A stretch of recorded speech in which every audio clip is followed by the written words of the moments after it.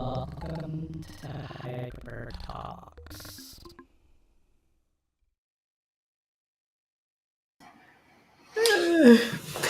Hello, and welcome to our second edition of Hyper Talks by Future Fonts. We're your hosts, Lizzie Gershenson and Travis Cockle, the owners and creators of Future Fonts, coming to you live from Future Fonts World Headquarters here in beautiful Portland, Oregon. For those of you that are new, Future Fonts is a platform that sells fonts from type designers around the world, us included. We also run the type foundry Vectro Type. Today, we are very excited to be back with another 7 amazing designers, bringing their creative energy and talents straight to your streaming devices. This is all pretty amazing. For those of you joining us for the first time, HyperTalks is kind of like a mini conference, but Future Font style. The format is casual and short. Each speaker is given about 10 minutes with a loose brief to share what's getting them excited at the moment. You can see the full speaker agenda on the HyperTalks Eventbrite page. And we've curated a group of people from the Future Fonts community that we think provide a perfect balance of process, inspiration, and weirdness. Not all that different from our goals with releases on Future Fonts.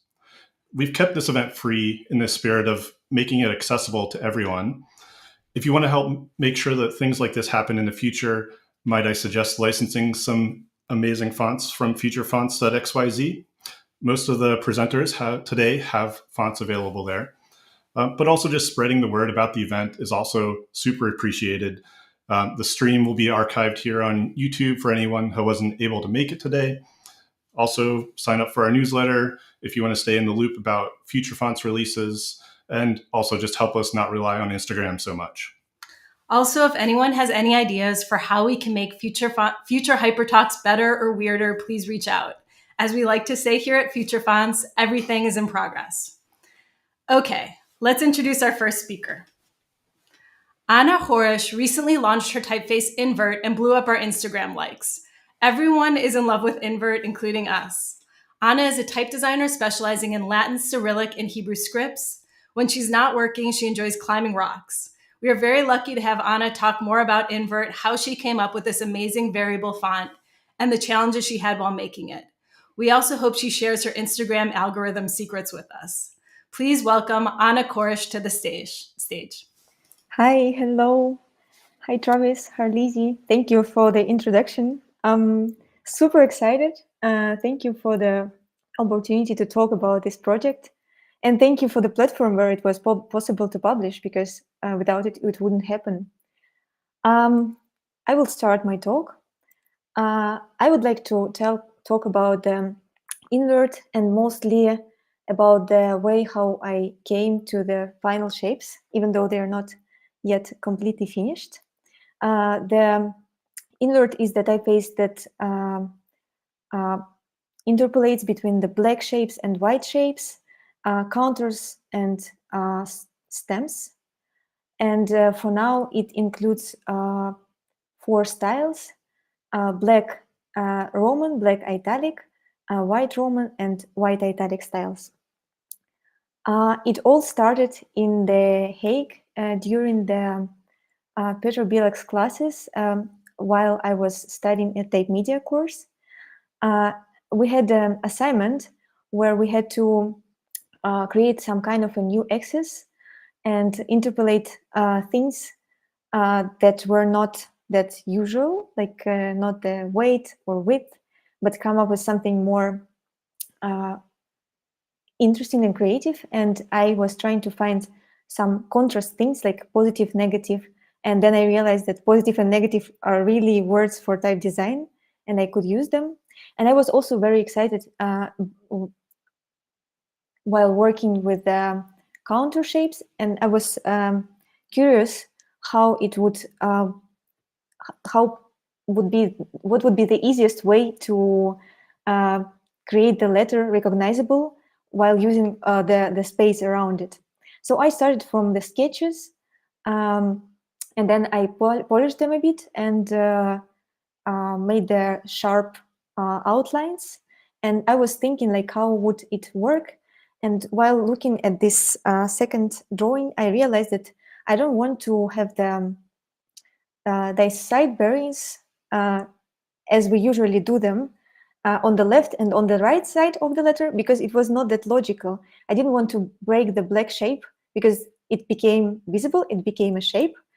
So I decided to move the letter more to the right instead of positioning it in the middle of the platform, and at the same time create the space that would cover the next white space, so that the letter would still be recognizable. And that's how the first rule of invert became real.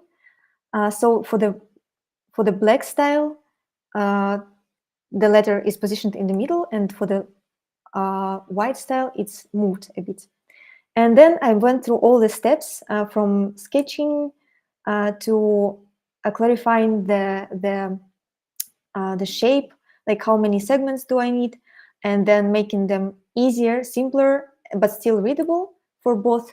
And then I splitted the form into pieces, and I was trying to count the pieces and to make them completable, at least in a number between two styles.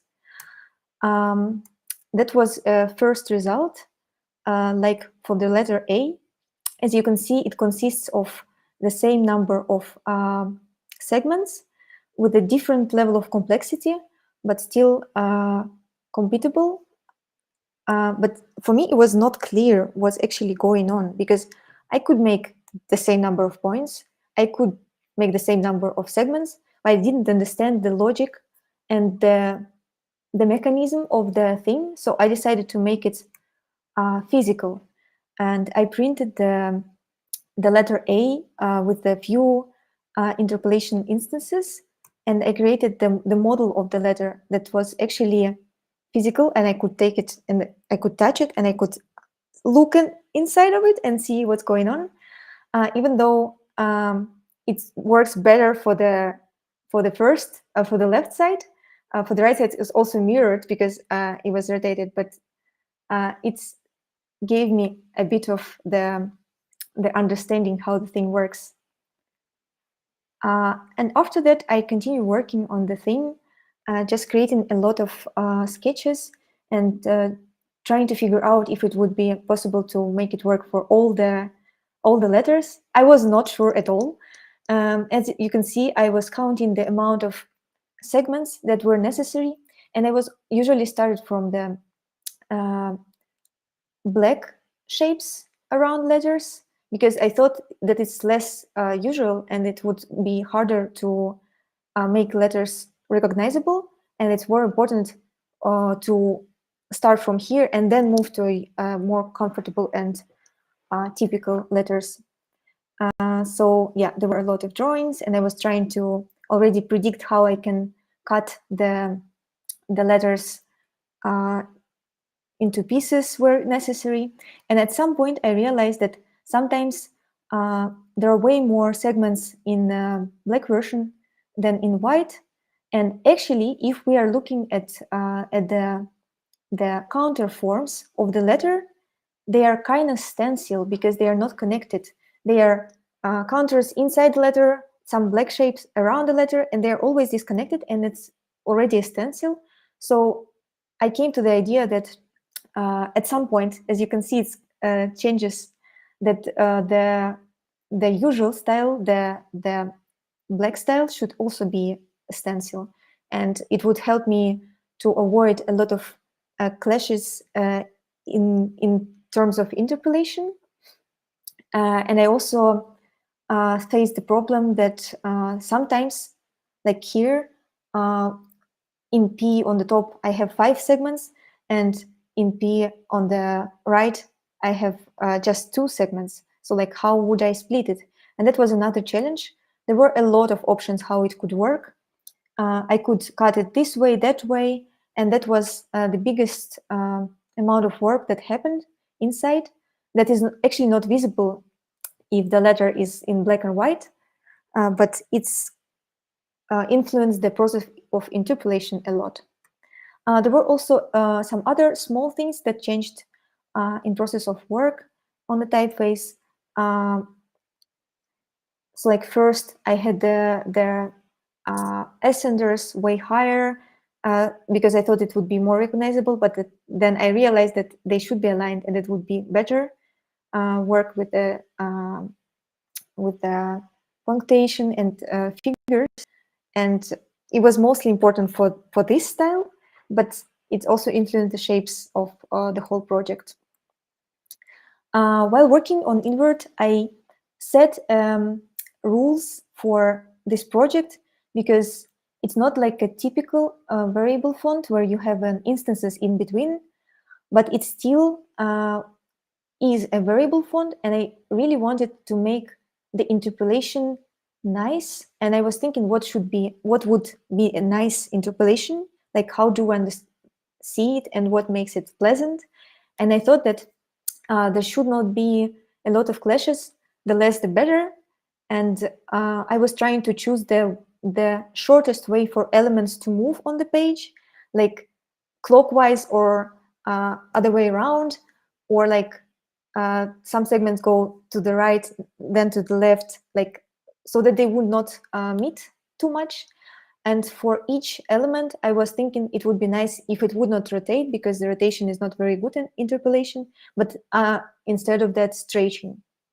Quite fast, I realized that it would be nice to have a duplex where the width of characters in black and white is similar, and then it's easier to control and nothing moves on the line while interpolating. And it would also make sense to have the same width of stems and counters, just because it's easier to control the spacing in this way. It was also, you probably understand why the shapes are very simple, because it's already quite a lot of things going on. So if I can make it without any curves, then I'm lucky, and it kind of works since now.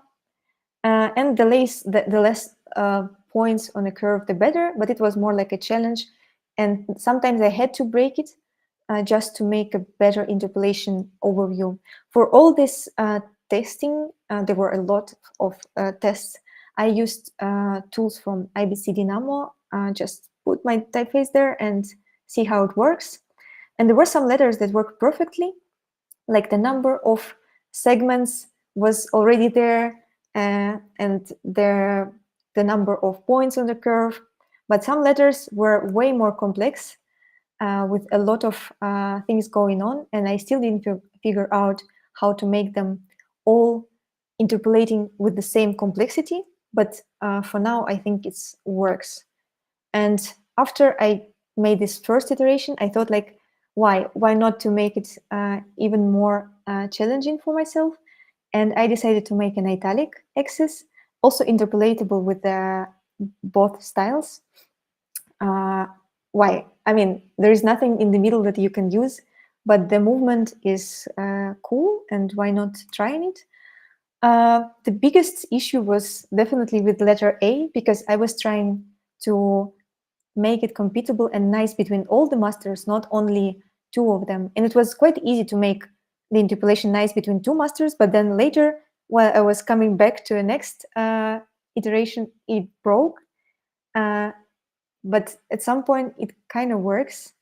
I also changed a few other shapes of letters just because I think it's nice, and it mostly happened in this style.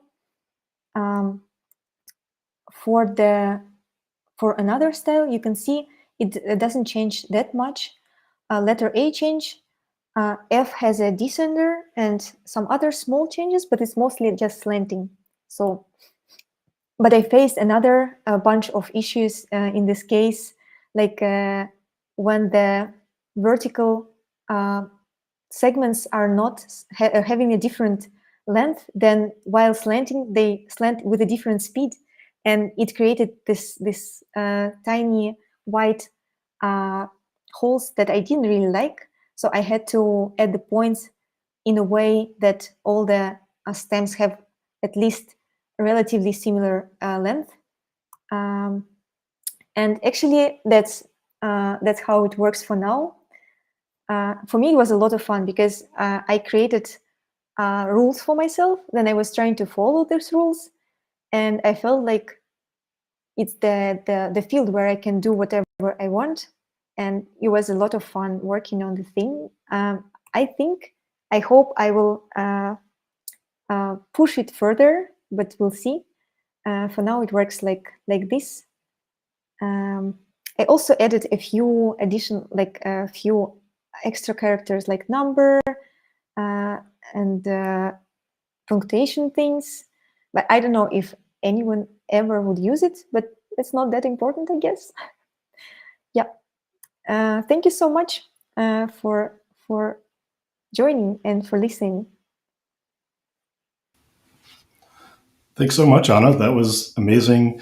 It really kind of just blows my mind how you've put that all together and just made those two wildly different, just like the positive and negative space flow together. So interesting, super fun use of variable font technology. All right, up next we have Katerina Santullo. Katerina is a multidisciplinary artist whose practice is based on type and knitwear design. She's currently living in The Hague, where she graduated from the Type Media Masters course in 2021. This year, she released one of my favorite typefaces on feature fonts, CK Text and CK Display. And today, I'm very excited because Katerina will be performing a visual piece called My Pillow Book. So please welcome Katerina Santullo. Hello. Hi, everyone. Thanks for hosting this tryout. It's actually what I'm gonna do is a work in progress. Can we make the video start from the beginning? Yeah.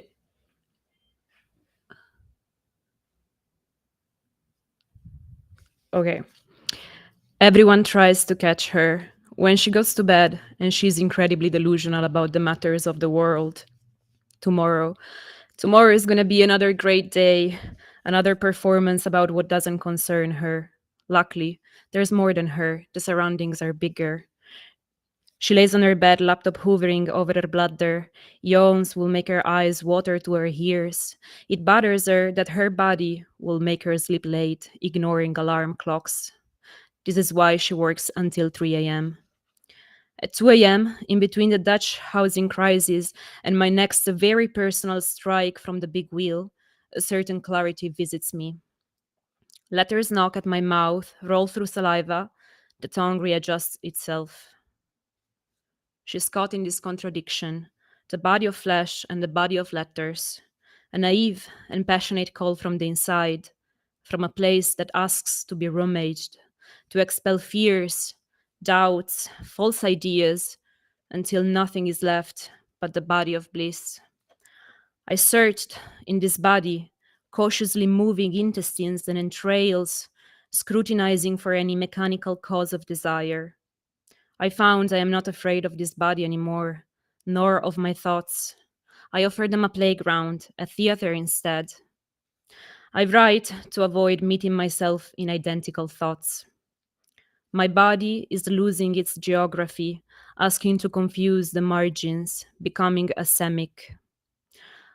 I see a knee becoming my favorite enemy, a hand trembling like a distressed sparrow.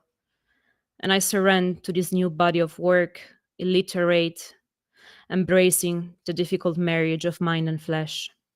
In 2 months, I will have to leave my house, and I worry about my cat, so I draw a P with my legs where she sleeps, and we get lost somewhere, where landscapes of words bend, where my thoughts cannot find a way back home, and where they cry hard at night. She cannot assess what I say, as she doesn't speak English or Italian, so she asks me to let her listen to the sound, a domino of sound, the hope she will receive a certain image of it. As complexity loosens, it becomes joyful rivers of projections, two mirrors facing each other, and we could go on forever. We compress energies. The chest holds them. They open like flowers, crack like baked bread when it gets dark or when the eyelids grow heavy. She declares, I can't keep up with your fast pace. I try to think about letters 24/7, hanged letter shapes, letters in shadows, letters in light, letters for ants in a distance, with eyes shut tight, the face twisted, one eye green, the other red, under a glass, so close I could smell them, held by your gentle hand. Hold the notes straight and violent, letters forced in rows, letters alone and in collectives. And I still think that the best P is the one made by my legs. The best L is my friend's nose, whose looks like the mountains I miss. The best bowl is my mom's soft belly. The best hay is a solid roof over my head. The sweetest Y is the source in between their legs. The garden of memories, the most beautiful typeface. Are you still afraid of your body? I can't keep up with your fast pace. I try to think about letters 24/7, but I'm more in love with words. I am so madly in love with words. I wanted to become the brick builder of words. Working with words is my way of proofing letters, but then I forget about letters and I just read the text. I look at her. She squints at letter shapes to better listen to them collectively, holding their whispers. Are you afraid of your body? I saw her freezing bonds and solidifying rituals. She insists an N will always look like an N for the sake of our billion-year-old eyes. Therefore, I suggest letters to revolt against their meaning and their weight, to reshape, to walk away from our gaze. How about a letter that refuses to be read? It's asking you to rely on something deeper, something the chest holds. Before writing scripts, the metaphoric language. Something I could sense when, as a kid, I had a full conversation with a squirrel. Something that runs low, close by the heart, tingling your feet. What do you write with your award-winning letters? What do you sing when others cannot comprehend it? How do you extend your capacity? I crave a protopia made of a collective breath. One word, one sound, a few letters will be enough to make us all feel closer, afar from the vast technologies and their deceitful chimeras that make us run. I claim pleasure is the discontinuous connection with undetermined energy.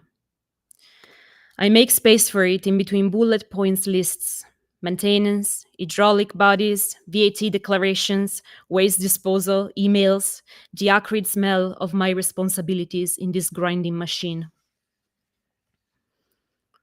A single beautiful letter is not enough to make a typeface work. Among all our isms, another protest that reassures my fractured perception. We are striving to mend it. We will do better. We will feel better. But then, when we sit on the ground and we sing for the ones that we ourselves have deafened, the soil holds me there, in solidarity with those people whose resistance is survival, existences standing firm, rooting, striking, resilient, calling, breaking, thriving as an extension of the land, while our vast technologies keep us complacent and sleepy. Well, it's 2:30 a.m. Everyone tries to get her, while her heart and her skin is longing for a place where grass and hay caress the knees. I sit down and I close my eyes. In the next room, a ceremony of a funeral. We pray together in a ritual of breath, diaphragms kissing the ribs, my hand on your shoulder. We call the indeterminate. It's 2:40 a.m. My humming gets slower. I feel her heavy breath melting. She comes to my ear. Our generation will open path we've never dared to dream of, if we just stop destroying everything in the name of profit, colonization, rationalization, enterprise, so-called individualism, so-called perfection, so-called choice. A letter alone doesn't do much. She needs companions, and I say the same about people. To remove fears, doubts, false ideas, until nothing is left but the body of bliss. It's finished. Wow, that was so beautiful. I cannot. And Okay. I mean, I feel like that's the first time I've seen a font editor used as a backdrop or just as performance art. I feel like that should belong in a gallery somewhere. So thank you so much for that.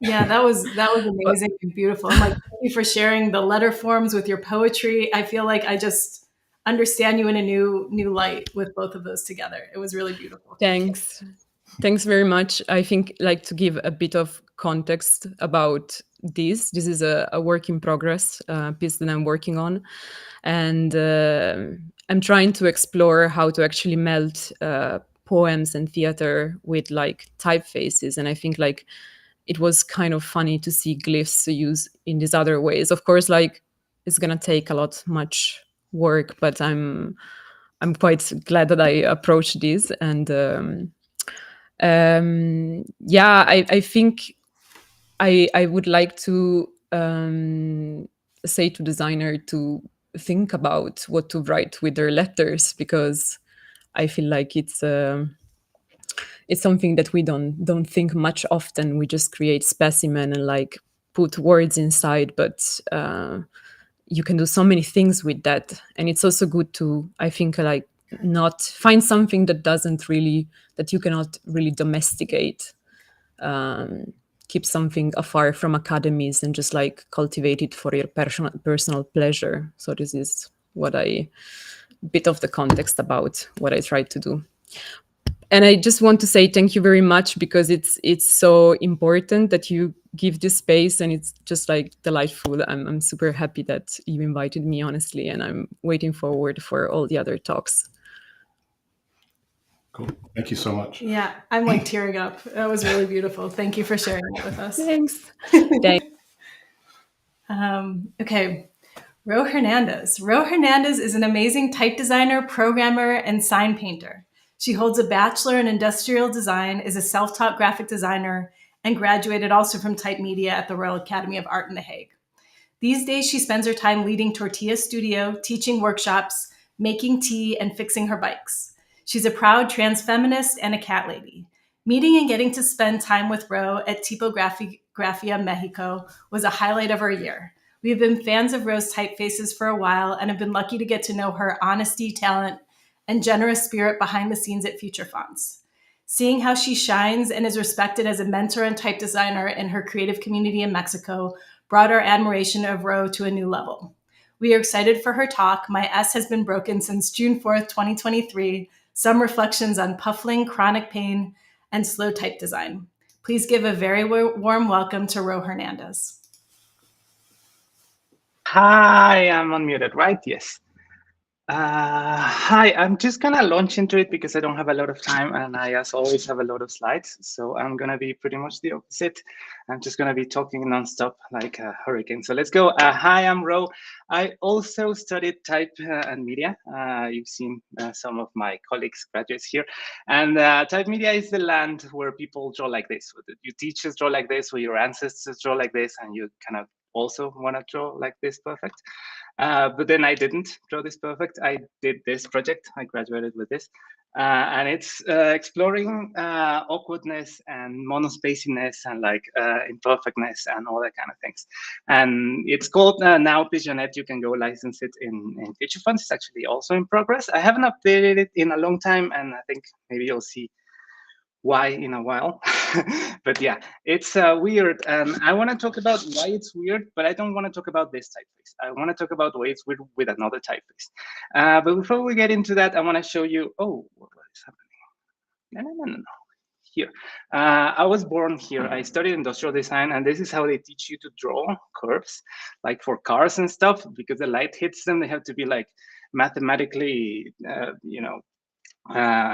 continuous, all these kind of things. So when I started to draw type, I was like very into this, and I gravitated towards like tools like this. I wanted my curves to be like perfect and smooth and continuous, and mathematically all the good things.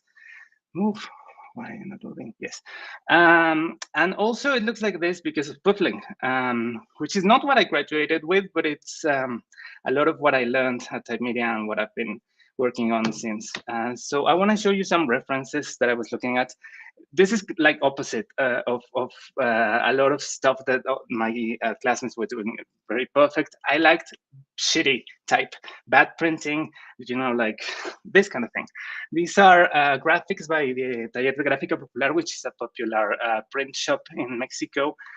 It was founded in 1937 by these people here on the right, and it's still going. I could have put like a bunch of names here. I just didn't want to overwhelm you because there's been like so many artists here. I just want to highlight Mariana Jampolsky and Gabriel Fernandez Ledesma because they are two of like, I really like them. This is some of what they do as a collective. They focus on like, I started in like 1930 something, yeah. So it was like printing for distributing revolutionary thoughts, pamphlets, early influencers, if you will. And I just love how messy they are, because you can tell that these things are made by people with stuff and then printed. And like, it's all so awkward and imperfect. There's stains and rips, and I love all that. And so this is what I was looking at while I was making my type project that was supposed to make me, a top drafts person and something. And I'm looking at this, yeah? And I'm drawing like this. I'm drawing ugly on purpose. And I was trying to find some point in which what I liked about these messy letter forms could be mixed with learning in a master's, yeah. So I started experimenting with drawing like this, backwards, adding white, and I really liked it.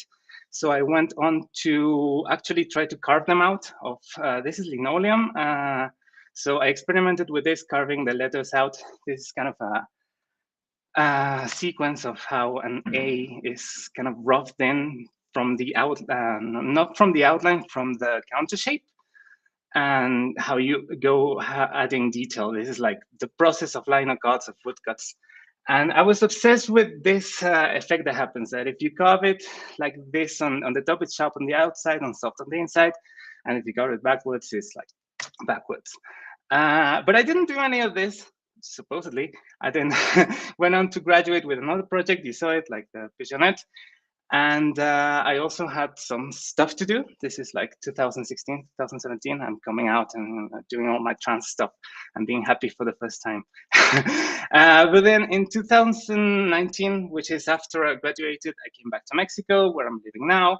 And I came back to this idea, and I felt like there was so much more there that I wanted to explore still, especially with this kind of drawing backwards.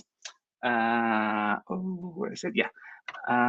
This is like more explorations. I started to take these shapes and put them to the extreme. Yeah. These are kind of my last sketches, the ones that I digitized. I experimented with bringing more like messiness into the thing, but it was like too much.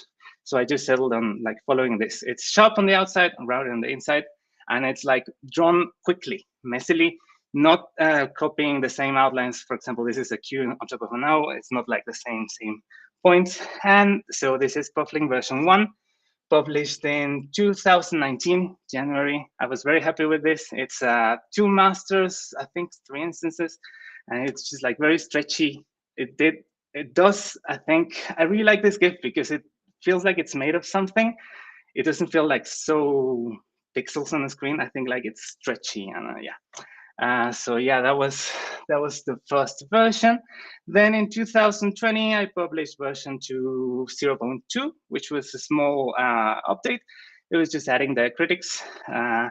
And I was pretty happy with this. I was finally making letters that were made from stuff. I was following like the references that I have in my head. Like those posters are stuck here. I just don't want to turn around the camera, but like my whole wall is filled with that stuff. And I was finally making like letters that were imperfect, but that were feeling good. Yeah. And now is where we come to the content warning of the title of my talk, well, my broken S. I'm going to show you my broken S like a little bit later, but yeah, I have chronic pain, and I've had chronic pain all the while the process that I've told you about that was going on. Like my wrist, my right wrist, and particularly my right index finger hurt a lot, constantly. This was the picture you take with your desk at Type Media, and I lied because my desk didn't look like this. It looked like this, with a big, huge, honking ergonomic keyboard and mouse. I think people from my batch might remember me because of that. And this is what I looked like just before Type Media. I was taking a lot of rehab, physical like things, going to doctors, and nothing seemed to work. I just had pain when I was working. That's a comment by Fontaste, Miguel Reyes at Commercial. He was my teacher at some point, and he commented that, and that got stuck in my brain because it's true. Like, how am I gonna type without my hands?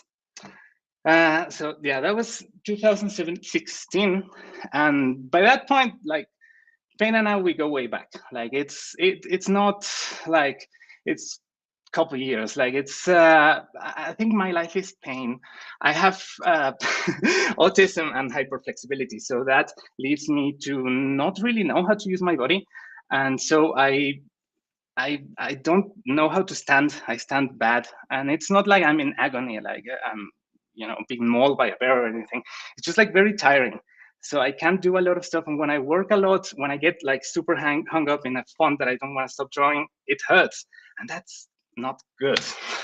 So I was there I'm not a doctor, but I've seen like many of them, and I've had pain for a long time. And so I think the equation back then was like, I have a lot of stress and tension and trauma. That cannot be good. Like, it's not good. It doesn't feel good. And I was trying to search for what was good. But yeah, I had gone to 8 orthopedics doctors. They all told me to rest. At the best, they gave me like mild pills, and they said like, yeah, okay, next patient. And this was still in my brain all the time, like, this is my work, and this is the thing that I like to do. How am I going to do that with like a brace on? Like, yeah, it wasn't great. So yeah, they told me to, I don't know. So no pressure, just pain, I guess. And the isolation of not knowing what to do with it, where to go, who to ask. Your doctor isn't telling you anything. So like, what now? So I was still searching for what was good, and I didn't find it, but I didn't know what was bad. And what was bad was a lot of things, but amongst was this. Like standing like this, I started to try and fix like the most obvious things. I got like a fancy chair, which here it helps, really helps, but it wasn't like the solution. I still had constant pain. I got like alternative therapies and like all the things. Acupuncture is great, but it really does not address like the core issue. Ergonomic keyboards, they're nice, they're cool, but it's just like not the core of the issue, even if they're really, really cute. And so this is where we are now. It's it's March 2020. You have just published a Plotling update, but also it's March 2020. What else happened in March 2020? Yeah, right. That wasn't a great moment to be me. I don't think it was a great moment to be anyone, but like, yeah, that was my head. I was going insane. So if you want me to bring you something, yeah.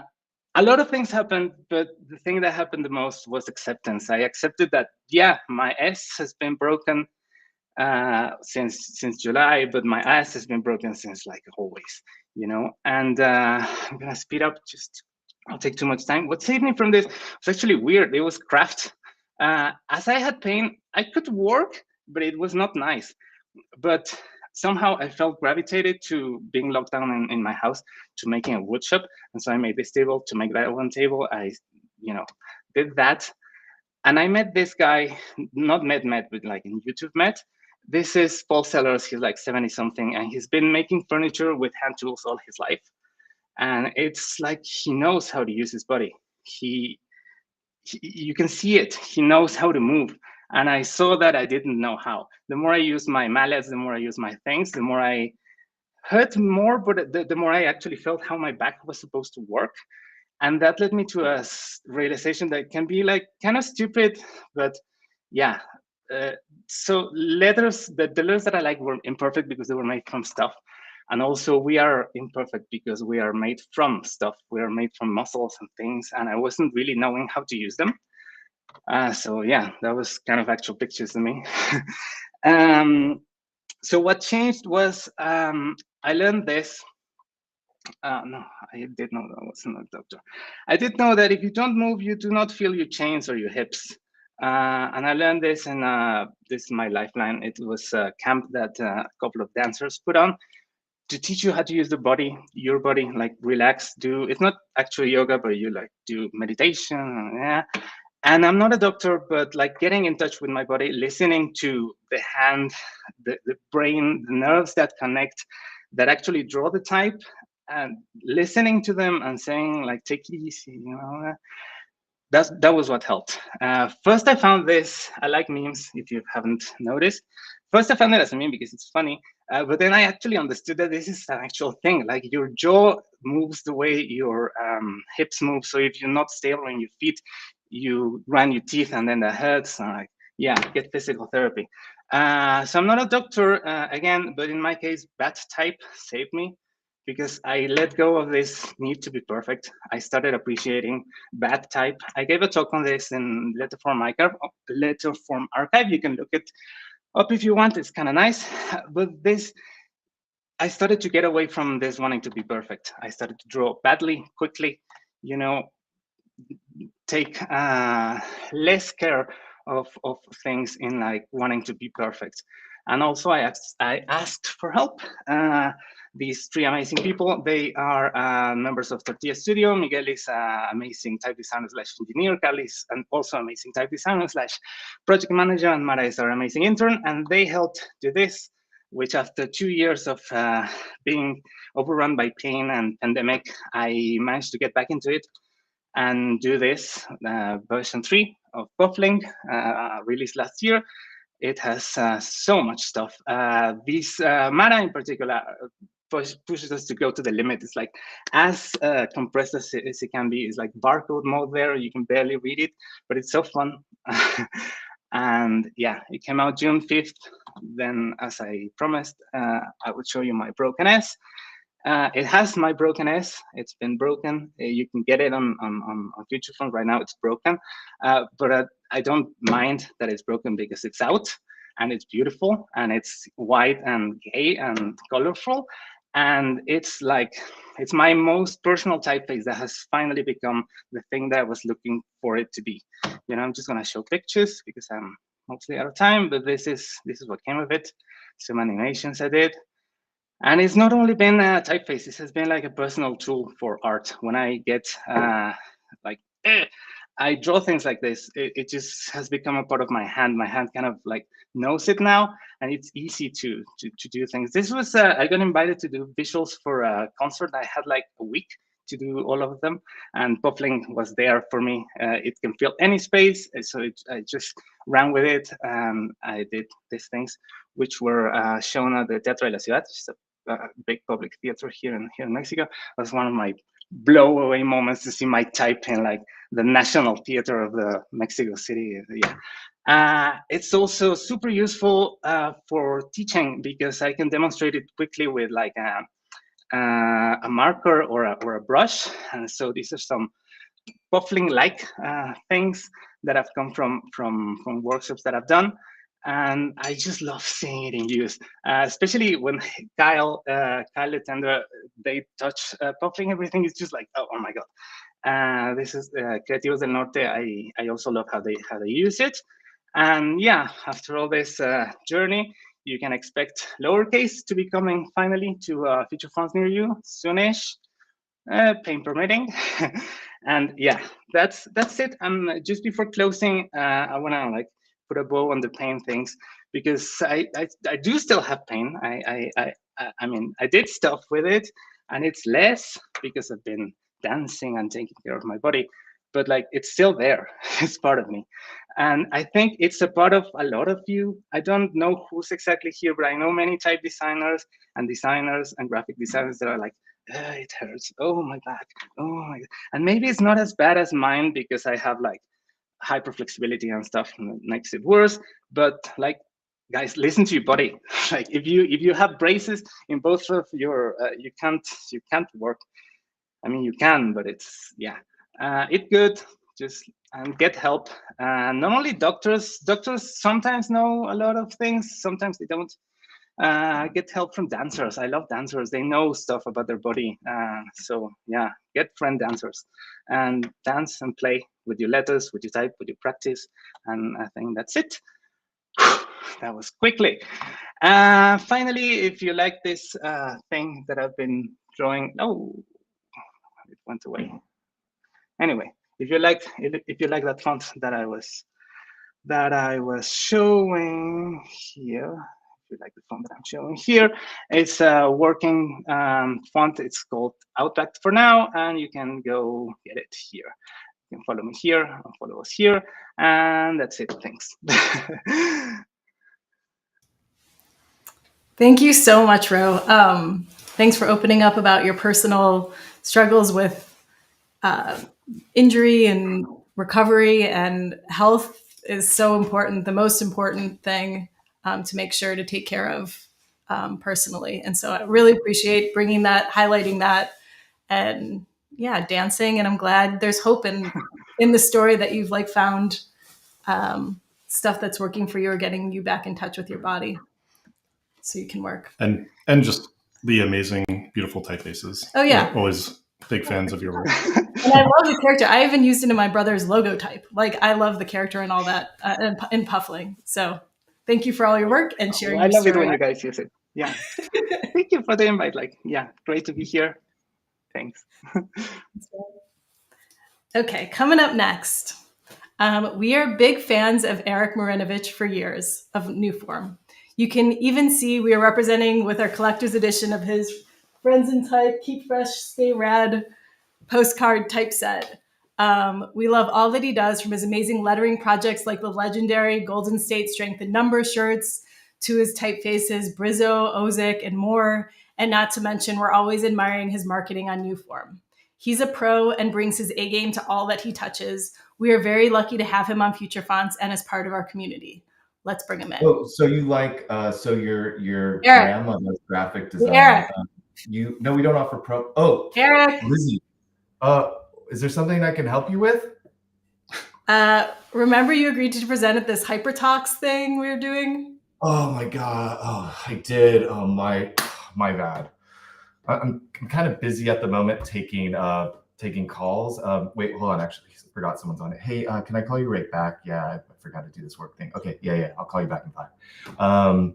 Yeah. Oh, sorry, Lizzie. Do you still have episode 1 of Type Tales I sent you, right? Yeah, we got it. Great. Can you play it? But yeah. Okay. But before you play it, just wanted to say this video goes out to all the real ones. Thank you, Lizzie and Travis, for making this happen. And a big shout out to all the presenters and the rest of the Future Font family crew.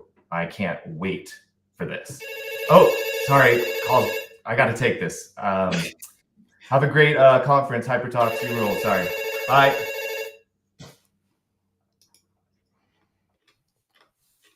Let's pull it up here.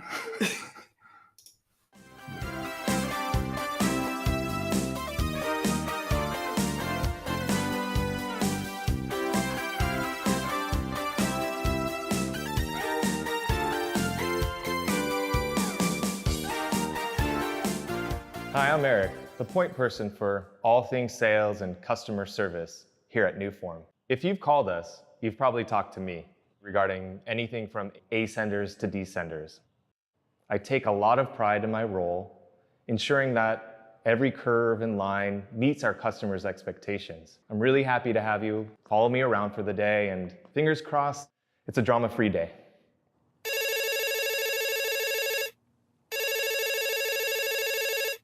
Hi, this is Eric from Newform. Aw, you're too kind. So you'll need a license for 326 users? I don't offer this deal to everyone. You look like someone who'd chase a big steak down a hill if it started rolling away.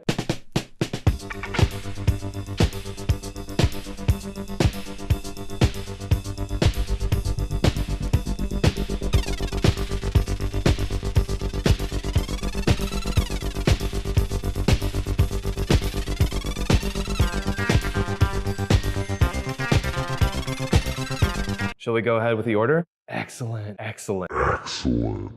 We're sorry. All of our representatives are still assisting other customers. Please remain on the line as we value your call.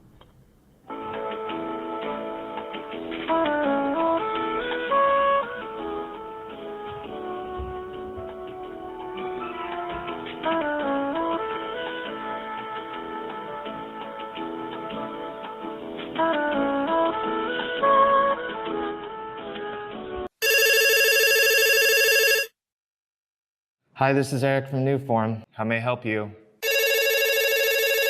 Hello? Oh, hi. What's wrong? Wait, what? Where? I'll be right... I have to go. It's a call for work. Let me make sure I have the correct info. You need a global buyout, unlimited worldwide use in all media, in perpetuity, and need licenses for desktop, web, and app, correct? Okay, and what's your budget? $100.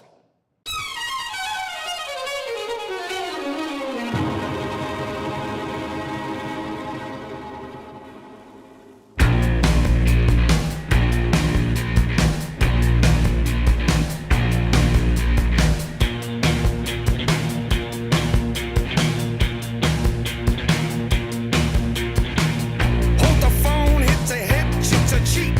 Push me away like I'm Lucifer, so to speak. My focus is on the cold, cold butter running down your neck and the sweat. This is Eric from Newform. What kind of graphic design are you screwing up today? Can you believe it? They hung up already. Pardon me, I just need 1 second.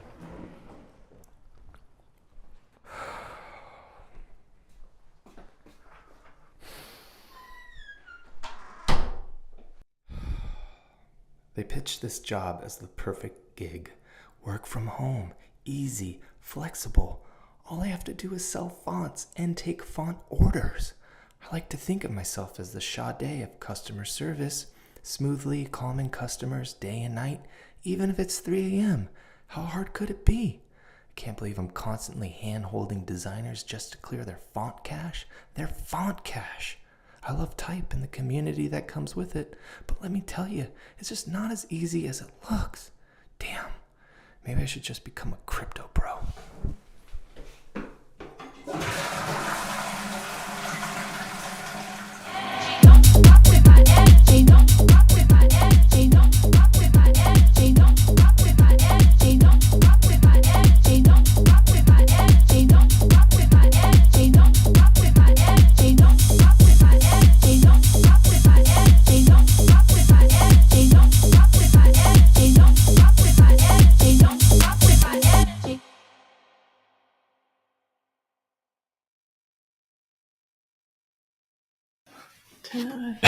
That was amazing. Thanks so much, Eric.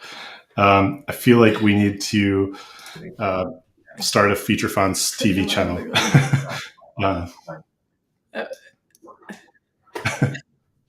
What was that? Unreal. I want a whole documentary TV series. We need. Sorry, guys. Just every phone's ringing now. Well, I'm glad the sales are rolling in. Keep it going. Could be worse. Could be worse. Could be worse. All Thank you, Eric. Thanks, Eric. Bye. All right. Up next, we have Celine Herka. Celine is an independent type designer based in The Hague. Her typefaces are deeply personal projects that are inspired by her long-term interest in type history, technological innovation, personal stories, pop culture, and universal emotions. We love her well-designed and playful type design, Sea Summer in particularly was released on Future Fonts earlier this year, and we used Sea Summer all over the HyperTalks branding this year. It was the kind of handwritten kind of variable. It's a variable and it kind of moves all around. It's a great typeface. We're thrilled to have Celine on Future Fonts and looking forward to see more of her typefaces and this project itself develop. Her talk, Florilegion, I'm sure I butchered that, is an exploration of storytelling through floral ornaments and how they can be implemented in the digital age. So please welcome Celine Herka. Hey everyone, thank you so much for having me, and also thank you for providing this amazing platform. I really enjoyed the previous talk, so great to be part of this. So when I was asked to give the talk, I asked if I should give it about Sea Summer, which is on Future Fonts, or about flowers, and then the choice was flowers, so I'm not going to talk about the work that is on Future Fonts. Here's my presentation, Florilegium. Recently I was asked, why are you interested in flowers? And now I could, of course, tell about my grandmother's garden, but to be honest, I don't think there's so much of a deep connection. Just like anyone, I guess I like flowers. And then, of course, I also sometimes buy flowers for myself. Also, again, just like everyone. But actually, as a kid, I was like super fascinated in ornaments. And I thought these things that I sometimes came across were really beautiful. And I started to recreate them. This was, drawing at it as a kid. Now you could think that I'm amazing at calligraphy, but I'm not, because I stopped in between, but I think this interest stayed. And I think this is quite a sweet, small little 2x2 drawing that I found at my parents', which actually relates to more of my recent work. And what I wanted to use this talk for is to give some insight in where I find my inspiration and why my typefaces look the way they look. So I hope that gives some answers. Let me talk about dark academia first. So during the pandemic, there was this trend that came up online, which is this dark academia aesthetic. And I thought it was quite funny. It was this moment where no one could go to university and people were getting really into like all this romantic ideas of studying. And of course, studying has never been like this, but apparently online it was. And I thought, why not turning this into a typeface? So I did dark academia, and this is like fully drawn, started on an iPad, just each letter drawn individually, and no coding or anything involved. There's a little bat in there. And I think this was really the start, kind of going back to what I was interested in as a child. Here you see some more samples of the typeface. It's also fully monospaced. And I started drawing some flowers for it as well, just to complement the shapes. And when I released it, or when I wanted to release it, I talked to my ex and they were like, why don't you just release it on Future Fonts? Not on Future Fonts, sorry, on Dafont. And I was like, yeah, why not? So I released this whole typeface on Dafont, which made absolutely no sense, and I didn't make any profit from it directly. But what was really nice about it was that it was actually used a lot. Like, for instance, here in this beautiful publication, and here in another little flyer. And it also ended up on this poster, which I designed with a friend. So I think this was like a nice test to just see how ornaments can come back into more contemporary graphic design, and how something that makes absolutely no sense could just be designed for the fun of it. I definitely had a lot of fun designing it. Sometimes I also get inspiration from just looking at archives and going through collections. This was something I found in the collection of Frank Grieshammer, and I thought it was absolutely beautiful and completely unnecessary, like seeing these lotus flowers coming out of letters. And I drew my own Sweet Lily, which is a variable font, and I released it last year via my website. So the flowers actually go on an axis from March to September, because that's the season of water lilies, and afterwards they disappear again. And sometimes inspiration also comes from the most devastating encounters, like this one summer when my mother and I went to Versailles, and we went to just on a little trip together, and the gate was closed and we couldn't get in, and the only thing we could see were the gardens. So I was standing in front of the door and in front of this gate, and I was completely frustrated, but I saw all these ornaments and I documented them for later. And then a year later, I started drawing on top of them and created these letters called Versailles Gate, which I released recently. And I thought it would be nice to just explore the possibilities of the typeface, and also just work on ligatures, work on flowers, adding ornaments, personal flowers I was gifted, and just little stories. So sometimes those stories are actually come from like personal moments, flowers I leave behind, flowers I find somewhere. And sometimes they also relate to just the ideas of certain flowers, the meanings behind flowers. And then these flowers can be used for borders. And I think this is something that was around a lot in the past, if we look at all these older specimens, and has always been around in printing history. And I feel in the digital age, was somehow omitted often. And I think it's a nice way to add some more personal flavor into a typeface.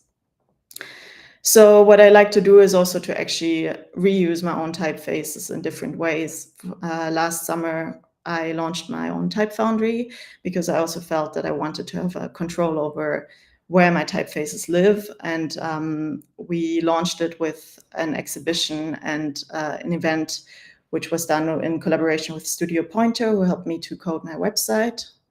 And for that, again, I drew a lot of flowers. And I reused previous typefaces for illustration, and then cut them out of vinyl and stuck them on the wall. And then there was a whole event around it, kind of reusing the typefaces. And it was like kind of also using variable fonts in a very analog way.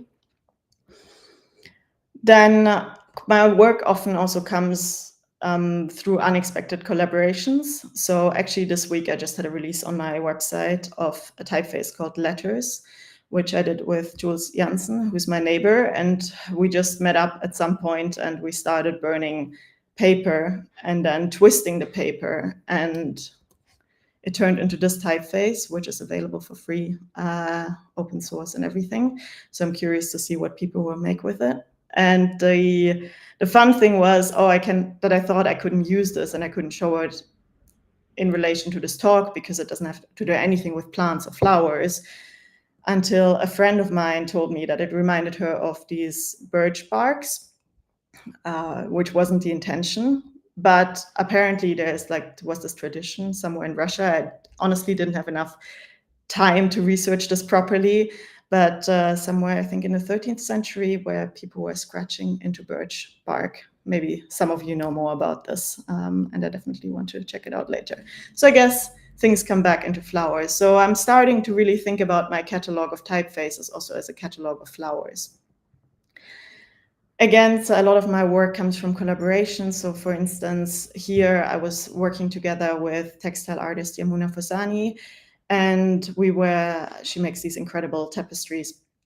And we were using one of my typefaces, Tonka, which was designed with Hugh Williams, and adding flowers on top of it, cherry blossoms, and just really celebrating things. So also I feel when I think about my friends and my collaborators, I also think of flowers that I share with them, flowers that we give to each other, or flowers that we encounter. There was also another project a while ago, which was Garden of Ether with Adam Senko. And this was also quite a natural collaboration. He asked me if I could design a title for this 3D world. And it turned into this variable font, which turns from legible to illegible, or the other way around. This is also something that I really like to play with.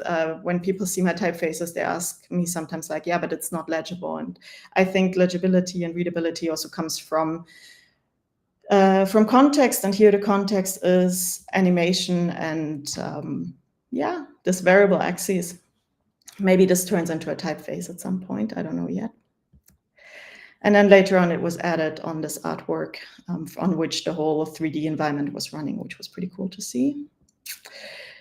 But then there was actually a moment where I was quite much connected with nature. And that was 3 years ago. I was on a silent meditation retreat of 3 months in the US.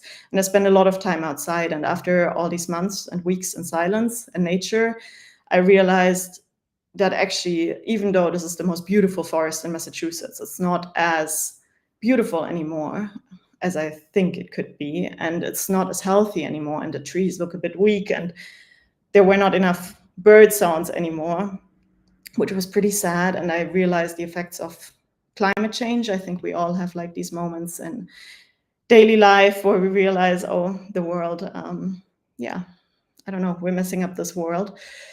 And when I returned, I thought, okay, how can I actually use my practice to raise awareness on this topic? And I'm still very much, I feel, at the start of that, of articulating it for myself and also thinking of how I relate to nature.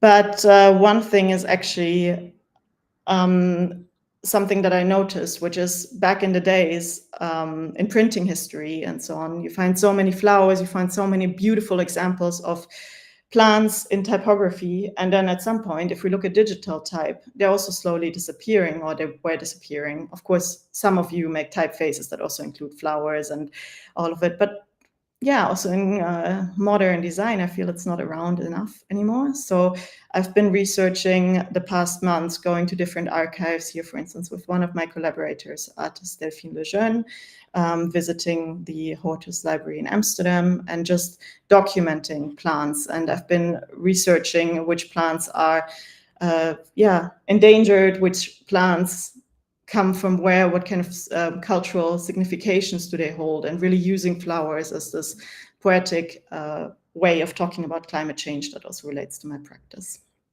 And currently I'm exploring how to turn those thoughts into more physical environments. And I've been doing some ink drawings with artist Mattia Papp, for instance. And I feel like these are not directly typography, but in a way they are, and in a way I can really see the way I treat shapes digitally in the physical environment, which is something I'm figuring out. Also in the beginning of the year, I went to Italy and ended up on this beautiful farm, Terra Franta, which is a farm owned by one of my friends, and it's the most incredible place on earth. So she's very much into organic farming, mainly lavender and olive trees. And she showed me that there are these orchids that live on her farm, and which are also sadly facing extinction. So we started documenting them and looking at them, and then turning them actually into drawings, which can be typed and are now used for her decorations. And we'll see how I can release them at some point. And then that was actually linked to an artist residency called Sopa Sotto, where I've also been working with textiles and also around themes of sustainability and so on, embroidery, and turning my typefaces into embroideries and vice versa. So it's more of like a starting point that I'm sharing here that will probably actually come to bigger things in the future. But where do all these flowers end up with? Basically, I guess most of them end up on my Foundry website at some point.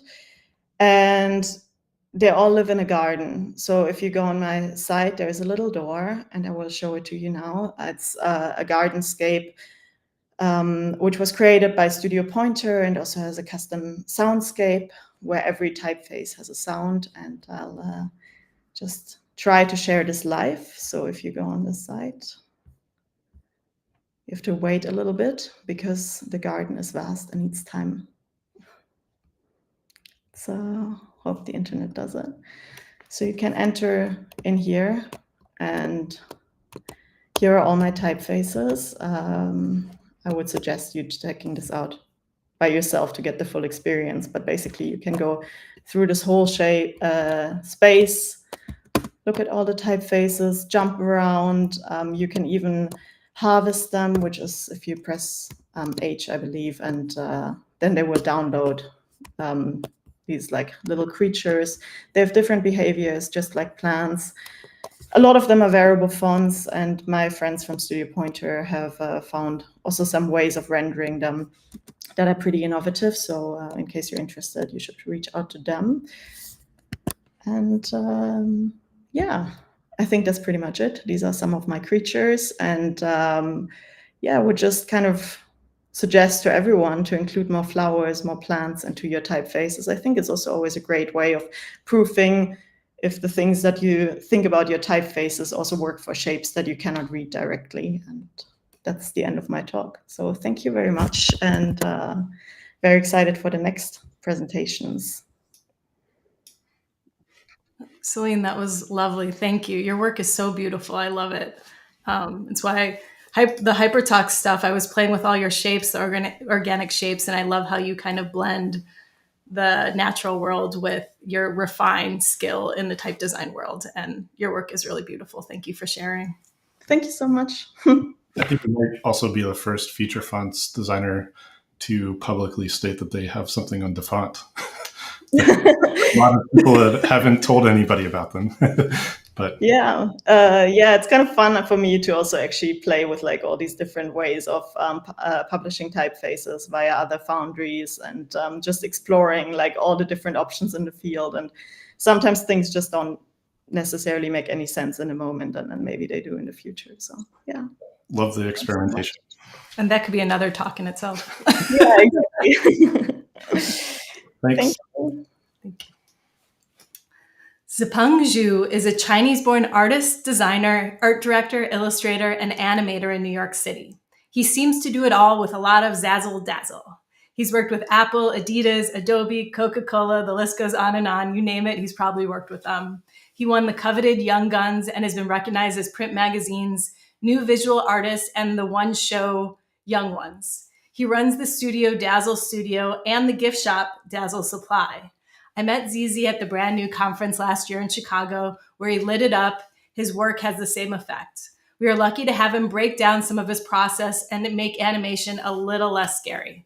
Please welcome Mr. Dazzle himself. I hope he's feeling better. I knew he was a little sick. Zipeng Zhu. Thank you, Lizzie. Can everyone hear me okay? Yes? Yep. Yes. And everyone can see the screen, okay? Yep.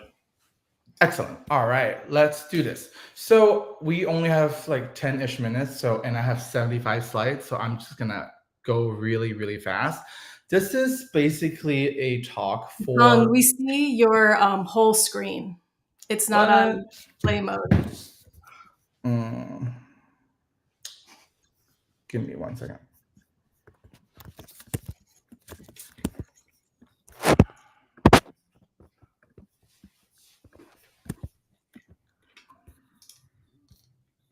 How's this? Yeah, there we go. Thanks. Oh my God, Jesus Christ. Why did it go away again? Oh no. Are we good? Can I get a verbal cue? Great. I can't. It looks great. Okay, excellent. So this is a very short talk with 75 slides for people who used to be like me, who hated animation because it's just a huge pain in the ass. And hopefully that little talk can make you feel a little easier. But before we start, the following slides contain tremendous amount of flashing graphics and also foul language and nudity. So, if this is not for you, please, this is not the talk for you. And I also have to give another warning that my work might cause epileptic seizures. So, if you think you might be one of them, this is also not a talk for you. So hello, everyone. Some flaming hot kisses to Travis and Lizzie from Future Fonts for inviting me. Thank you so much, because I don't really feel like I belong here, but thank you. My name is Zipeng. It means an exuberant child. And I hope, I live up to my name. And, I am some of these words. Some are more obvious than others, but I'm also all of these. But today we're mostly going to focusing on the last part, and that is all good. And more importantly, I am single. So, if you know anyone, please hook me up. More importantly, I want to make every day a razzle dazzle musical, and you're going to see a lot of that in my work just in a bit. This is the first slide of the talk because this is one of the first time that I felt animation could be fun. This is just a letter Z taking up the whole space of a square. I felt so clever when I came up with that. And then it was the first time I was like, oh, I think I understood what animation is now. So let's say hello to motion, say hello to animation. But what is an animation? Animation is actually quite simple, but quite abstract at the same time. So it's from point A to point B, whatever happened in between. So basically, it's like, from 2 circles to 1 circle, and it's a penis. So that transition makes an animation. And then I felt like, since this is basically Intro 101 for dummies, I broke down the 4 super core main elements that starts an animation. For example, there's position. You can move things in different directions. There's scale. You can go big, you can go small, you can go narrow, you can go tall. And then you can rotate, you can spin things around, you can sort of play with that. And there's also opacity, sort of goes in and out, fade, and sharp, filled, all that. And what's exciting is when you combine these together, it becomes really, really exciting. Like, when you look at it on its own, it's probably not the most interesting or the most satisfying thing. But when you have multiple actions together, it becomes more impressive.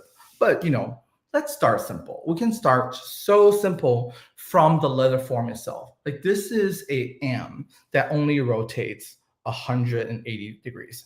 And that was basically, I had this idea of this form. And I was like, oh, the simple animation can really help me to demonstrate the form of this letter. And this is a simple change of positions. You're just moving things around and create this fake 3D effect. Or you can create a sense of speed, have these lines just simply flying across the screen without the word actually running. Or you can changing the path and have the elements come in and out. Or you can make a very inappropriate DP logo for a event called TMI and using rotation and position. Or a I love you, Dad, very much appreciation post for using just position. Or simply you can change the scale of the type from small to big to create this epic blown out effect. But I also wanted to show you, sometimes you don't have to be so crazy to go about animation. It's because the idea only needs like a tiny little element. So this is a Chinese character, it means double joy. And when you turn it around, it says Hong Kong for a story about dim sum in Hong Kong for Airbnb magazine. But then, after you started small, I think it's important to take it the next level. You can sort of create patterns to add different time differences to make things more complicated. You can layer the different layers together with movement and expansion, or you can, changing the letter form while doing the transition. All of this can help you to create a magical effect. Or simply you can just, drag things up and down for, simply playing with the letter form, or, really appreciate the legends and pay homage to the iconic logo when I visited Mexico for the first time. So all of these, I think it's really, really important to first understand what your word is in many ways, and then second, to understand what you want to express. But third, to think about how to construct this together. For example, this is just me wanting to say thank you nonstop forever. So I just have the word thanks go up and down, up and down, up and down. And I just kept going. And then it became this very, very fun animation. And this is another homage to the legend and to simply using the color palette and the scale or rotation, you created this forever expanding graphic. But I think, if you tune into this talk, you probably hate animation.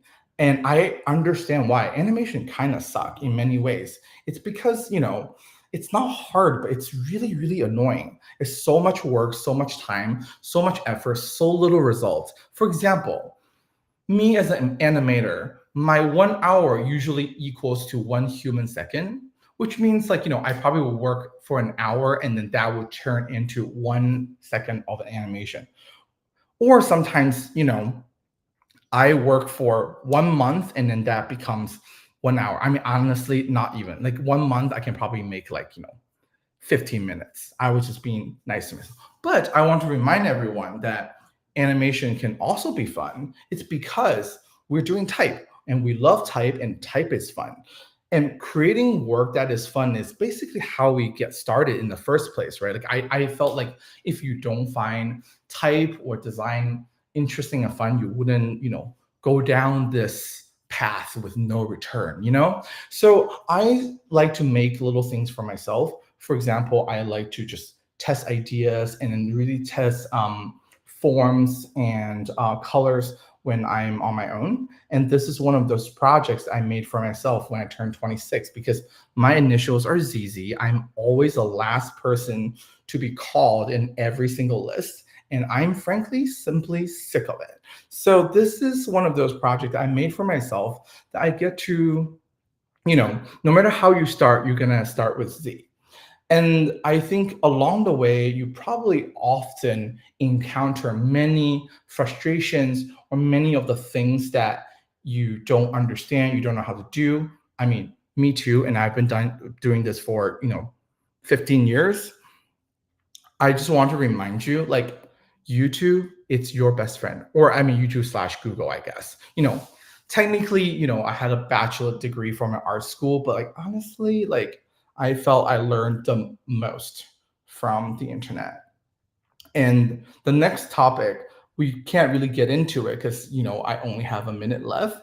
It's about variable font, and I'm sure this is the thing that a lot of people are wondering. However, remember, this is animation for dummies. So this is, a little advanced, but I am sure I will find another place, another time to really break down how I make some of these animations using variable font. And I wanted to show one client project using variable font with our wonderful friend, Mikotype in LA, for the Adidas variable font motion specimen. We created all of these very intricate but fun, playful scenes to really celebrate the flexibility and the movement of the typeface itself. And hopefully that animation with the transition can really give you the feeling of a sporty and very energetic and very active brand. And I am going to exit out of my share, but play you this one reel that we have. I don't know how to do this. Oh. Sorry, I'm gonna have to bring it in. Yeah. Okay. Okay, it might have just restarted. I don't know. Okay, try it.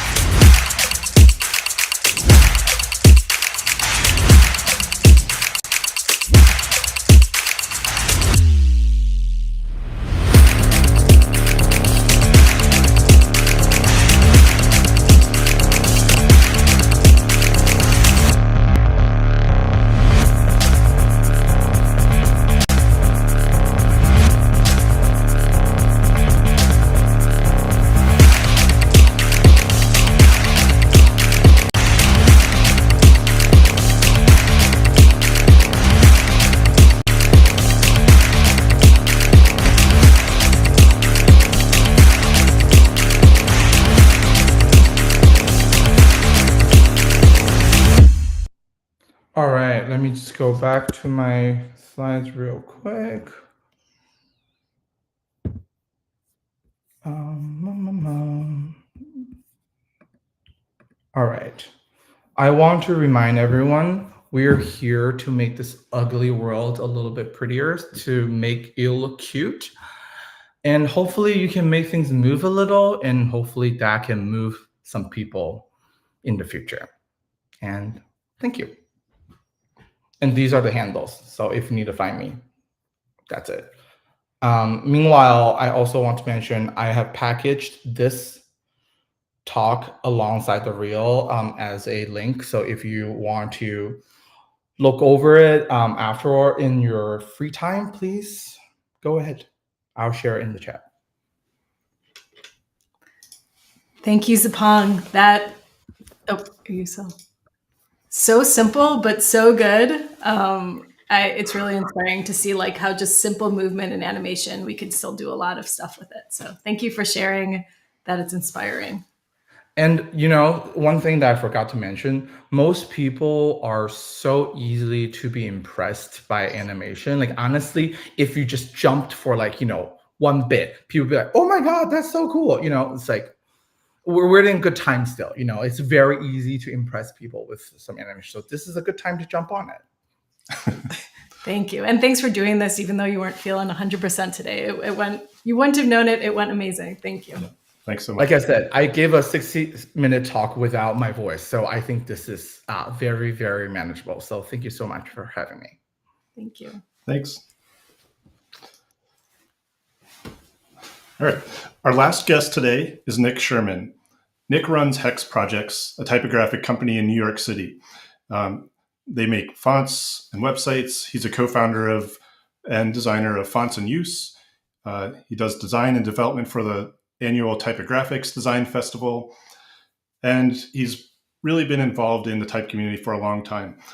At Future Fonts, he's brought us many great releases such as Marionette, Service Gothic, Forester, Margot, and the subject of his talk, and one of our bestsellers, Hex Franklin. So please welcome Nick Sherman. Hello.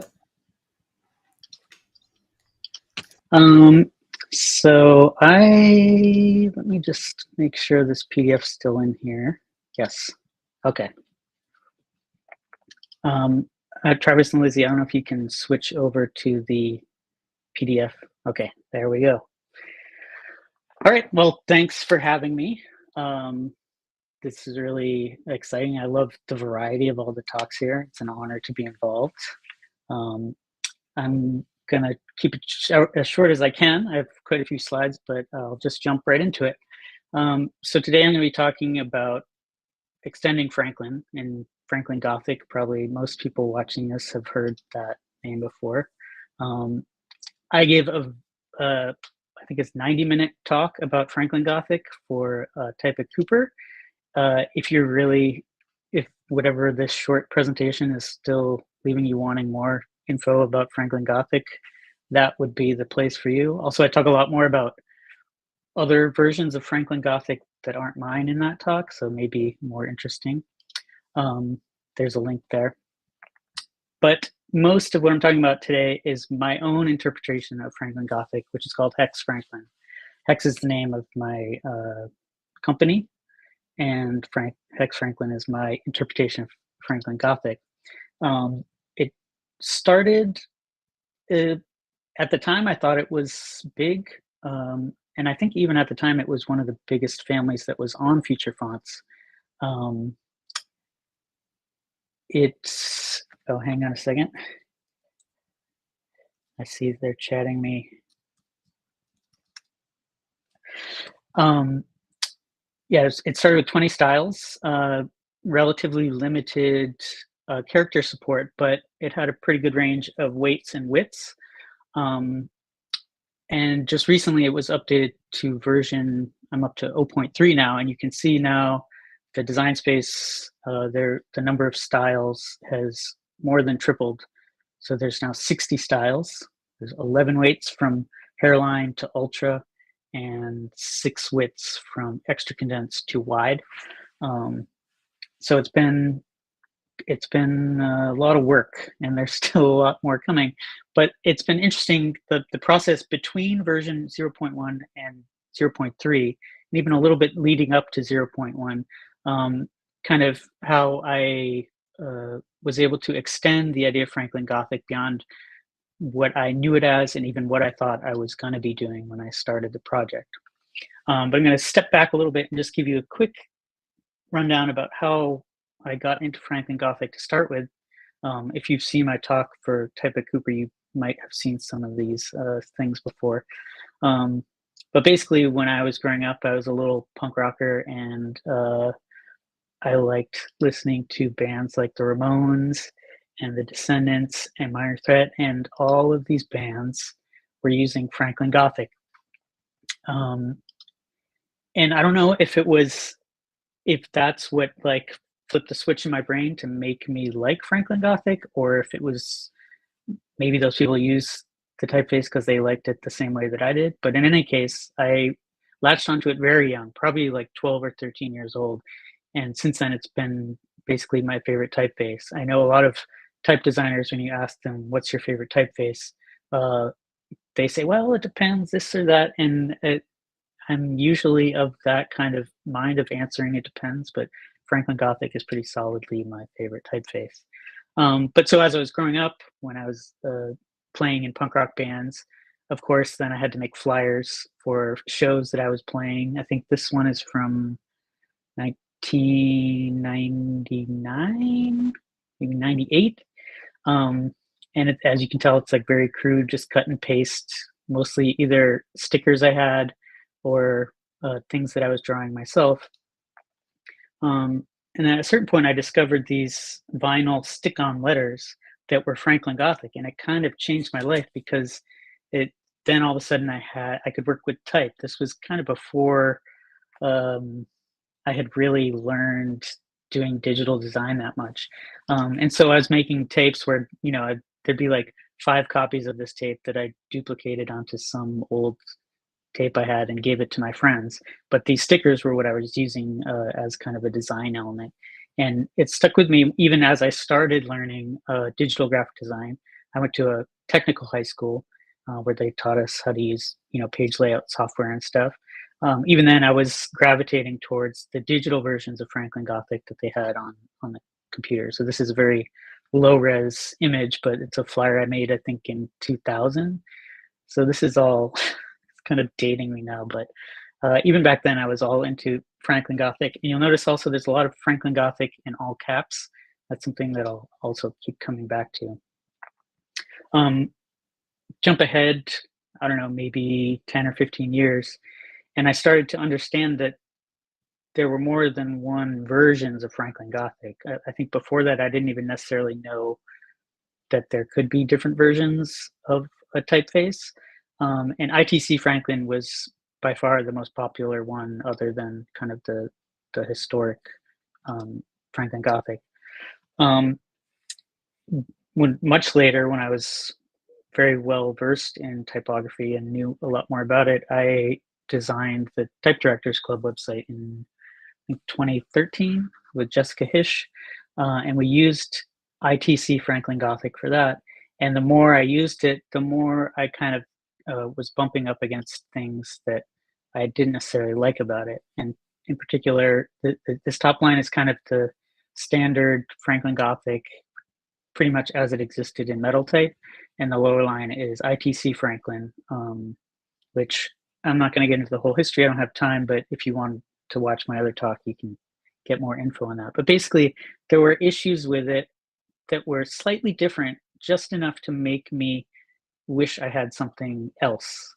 Either the weight I wanted wasn't just right, or the glyphs looked kind of weird, or it didn't just have that like original Franklin Gothic sauce, as I call it. But Franklin Gothic also is part of a much bigger group of typefaces from American type founders.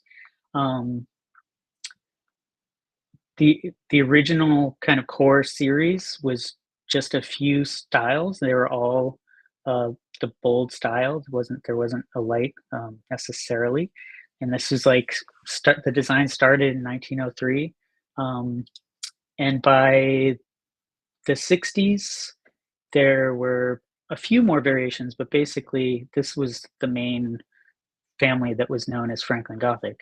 However, it was marketed as part of a larger series from ATF, which included alternate Gothic and news Gothic, lightline Gothic, et cetera, and they were kind of this mishmash of different related typefaces that could be used together. And in fact, they were marketed together as kind of a cohesive series. So as I had been kind of bumping up against the things I wanted with ITC Franklin and looking at some of this historical material, that's when I started thinking more like maybe I should just make my own version of Franklin Gothic. And as I was kind of comparing, especially News Gothic with Franklin Gothic, I realized they're basically the same skeleton. They share a lot more than you would think from two typefaces with two completely different names. This is an overlay I did where like I had to shift some letters to get them centered, but you can see that there's a very strong relationship between these two styles. And so that kind of triggered me then to start working on my own version. And I started just trying to do kind of the core styles. I'm not going to show you every single thing I did here, but this slide tells a lot about how close I stuck to the original and some of the things I changed. So like the ear of the G was something that always kind of stuck out to me. It's very distinctive and kind of a signifier of Franklin Gothic, but sometimes it can be a little distracting. I always thought the A was a little too boxy for my taste, so I smoothed that out a bit. Same with the S, the curves of the S were a little weird. The T always felt a little bit wide to me. So there are a lot of small things. Another pretty major change I made was to make the X height quite a bit higher. So the first impression is very much feels like the original Franklin Gothic, but there's a lot of smaller tweaks that I was doing. And I kind of carried it over a similar approach with the original extra condensed. So you can see the lowercase r, like that arm doesn't stick out quite as much. It's not as sharp. Again, the X height is larger. And then I kind of started working in the whole series. This is now News Gothic, and kind of trying to pin down points of in a design space where I could kind of approximate the original members of this larger series, but still have it be offering me different weights and widths that never existed in the original series. This is the same thing, but just the condensed. So that was like sticking pretty close to the source material, but as I was working on this and the more and more I thought about Franklin Gothic, which some of you might know that I am a co-founder and I'm the designer of the Fonts in Use website. And so it's a really good resource for me to always be looking at fonts and specifically Franklin Gothic. And just because of my kind of role at Fonts in Use, I'm always looking at Fonts in Use. And that definitely has affected kind of the trajectory of Hex Franklin and where it's going and where I have taken it already. One of the first things that I noticed when I started spacing my version of Franklin Gothic was that the uses that I often were attracted to were ones where it was set really tightly, usually in all caps, and usually with the extra condensed version of the original. So this is just like a classic example of something that I would definitely stop and like evaluate for a long time to notice how like the middle crossbar of the E and under goes all the way out to like kind of be flush with the other crossbars. And there were a lot of kind of like poster centric tweaks that I had been noticing, or even if it's just in the spacing. That's what it was from my friend DJR. And it's another classic example of like, I just love this setting of Franklin Gothic, extra condensed, all caps with very tight spacing. It just looks great to me, even though it's, you know, some slapdash pizza sign. This is one of my favorite examples of all time of Franklin Gothic in use. And again, it's like you can see with the WA, that combination has been kerned. It's not as loose as it would be normally. So as I was thinking more and more about this tight setting, I came across Photo Lettering, who had their own different versions of Franklin Gothic. It was a photo typesetting house, and they offered this service which they called Tight Type. And it wasn't even necessarily, I don't think that the typefaces or alphabets, as they called them, the glyphs weren't designed any differently. It was just a service where they would typeset something very tightly because that was the trend at the time in the 70s and early 80s, even late 60s. And so they had this brochure, promoting Tight Type, which I just loved. And this is their version of Franklin Gothic, which it's not my favorite version, but I love like how they're just really setting it really tightly. And none of the existing versions of Franklin really, you can get them to set tightly, but it's always a bit of a chore. So I'm going to go through a few steps of kind of how one might do this with a standard version of Franklin. So this is kind of the standard version, and a lot of type design, as probably many of you know, is about making things different so that they look the same as far as spacing. Like, so in this example, you can see the clearance between the R and the A is almost non-existent, because otherwise that space to the left would be just way too large. So there's a lot of kind of like optical tricks going on. And if you compare, I don't know if you can really see these dots very well, but just the clearances between each letter are different in order to make the spacing feel more even across the board. The problem is, as soon as you start tightening that spacing with just kind of the standard tracking settings, my video is over the little thing, but the thing that's circled in that type menu there is the tracking menu. So this is that tracking, I think, -30. And as soon as you start pulling things closer together, it doesn't work quite as well anymore. Just treating everything evenly and squeezing it all in at the same rate causes things to crash sooner than other things. And basically, the closer things are to each other, the easier it is to notice when they're different. And so if you ever wanted to, set Franklin really tight, you'd maybe tighten in the tracking like this, but then you'd have to go in afterwards and fix a lot of these spaces to get them to be kind of more consistent. And it's kind of a tedious thing. And there's also, like, depending on how you prefer to do it, there are different approaches. Like, do you let things overlap? In the 70s, it was really in trend to do what they called TNT typesetting, which is tight, not touching. Like this, where the letters might otherwise kind of crash over. In one of the posters I showed earlier, it was crashing over, but this is also a pretty popular technique. But again, you have to do this all manually, and it makes it very hard to do any, especially if you're working on the web, almost impossible. So I decided that I wanted to try making kind of an experimental version of my Franklin Gothic that allowed for this a little bit more easily. And now I might ask Lizzie and Travis to switch my screen here. And actually, maybe I'll start in the browser. So this is what I call Hex Franklin Tight. It's made specifically for doing this kind of tight typesetting. And the way it works is there's an axis that changes how tight things are, but it isn't a linear kind of thing across all the glyphs. And maybe to show how that works, there's another axis that changes whether or not things are touching or how much they're allowed to touch. So you can see that some letters, like, for example, the I and the N, they move apart quite quickly, but other combinations like R and A barely change at all because of that big white space. And this was a bit of a head scratcher for me to try to figure out all this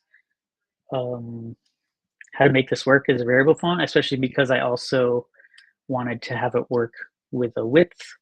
And you can see when the width is really narrow, the not touching is less of an issue. I won't go on forever. I could easily have made this talk entirely about just making this typeface. But it's part of the process of me seeing things in the real world and trying to build them into my font so it makes them easier to achieve those kinds of things. Other photo typesetting things that I built in is like, I don't know if you can even really see here. I can try zooming in, or maybe not. I have like alternate punctuation that aligns perfectly with the cross bars of different letters, which is a very kind of photo type kind of thing. And I can maybe even show that in a different demo. I'm trying to think now if, oh yeah, and I had this other kind of bigger demo. So this is the typeface. This is live in Illustrator, so who knows what's going to happen with a live demo, but I just wanted to show that this is like how it sets out of the box, which to me is really cool. It has that super tight 70s photo typesetting look to it, but I don't have to go in manually and like be kerning everything, you know, one unit at a time. And that I also have the ability to kind of change exactly how much tightness I want, the width, if I want things to be overlapping or not. And then there's other things you can do with it. I wish I had included an image, but a lot of times I see New York Magazine uses Franklin Gothic a lot. And a lot of times when they use it, they will use it in a way where it'll be in all caps. So let me set this in all caps here. And it will have very tight typesetting, but it's not quite as tight as this. But it's also like, as I move this tight slider out, you start seeing things being different a little bit. Like, so between the H and the E is different between the I and the A. And sometimes people like to maintain a very rigid kind of clearance between all those different things. So, and you can do that actually if you just put the tightness all the way down and then go back and add in the normal tracking, which was kind of our enemy before. It allows for a little bit more nuance in how you're handling the exact clearances between things. Like this seems like a kind of setting that I would see in a headline in a magazine that's not like as insanely tight as I made kind of the standard tight version, but it gives a little bit more kind of consistency in the clearances. So I'm not going to spend any more time on this. I've already spent way too much time just on this alone. So I guess we can go back now to the PDF.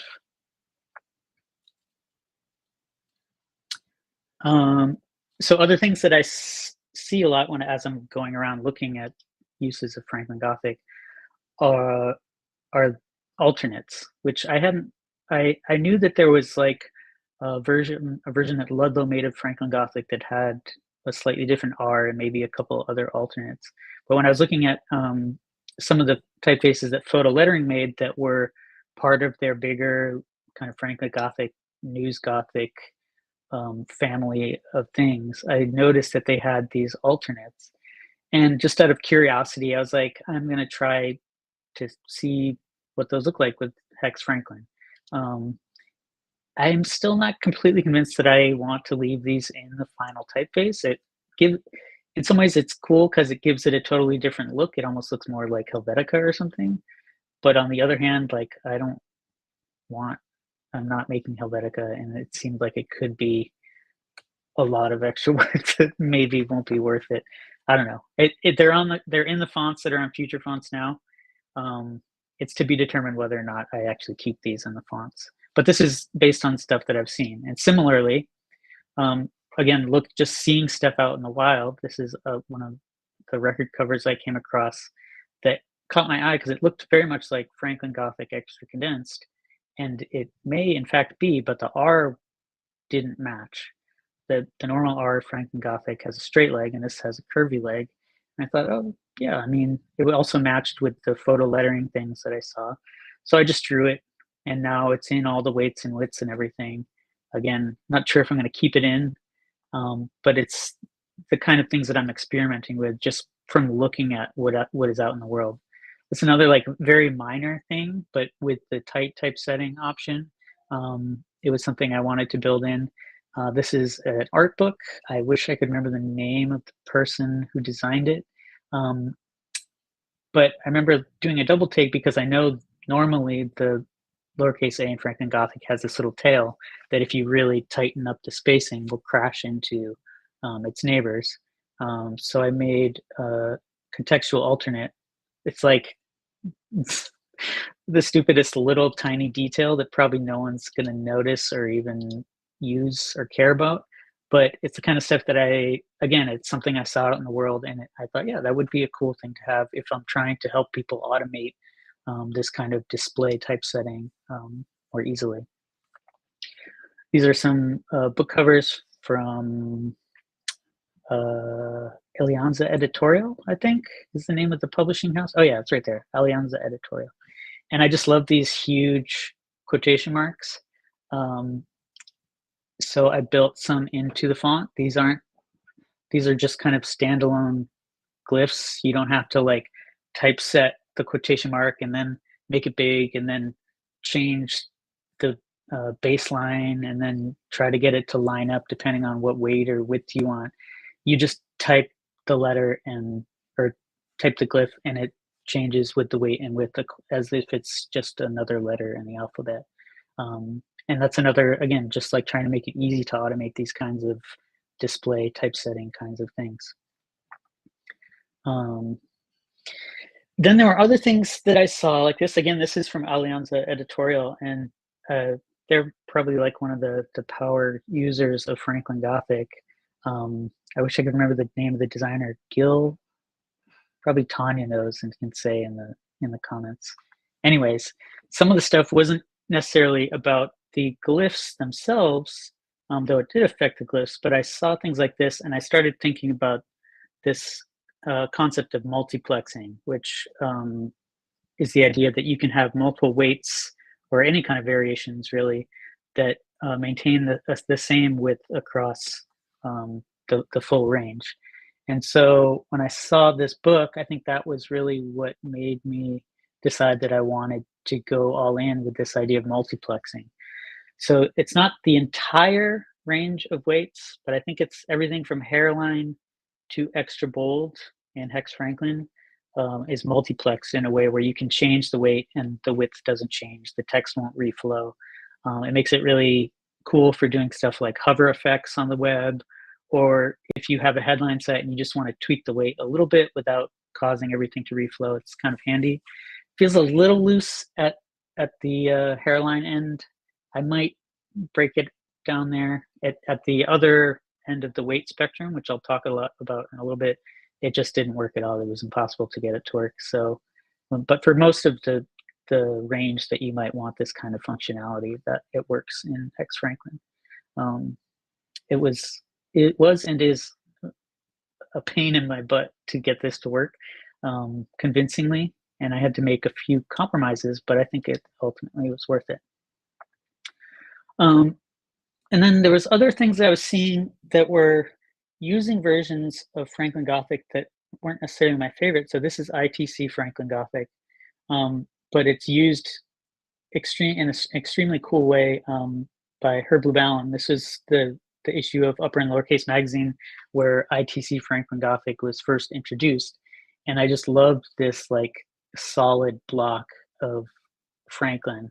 When I kind of zoom in on ITC Franklin Gothic, normally it's, like I said, not my favorite.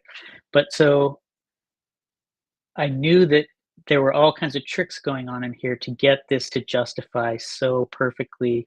Like you can see, I'm trying to think of, I know there's some places where he like chopped a crossbar of an L or extended the crossbar of an L or or chop the T, like in Versatility, that T is really narrow, but in Franklin at the bottom, the L is very wide.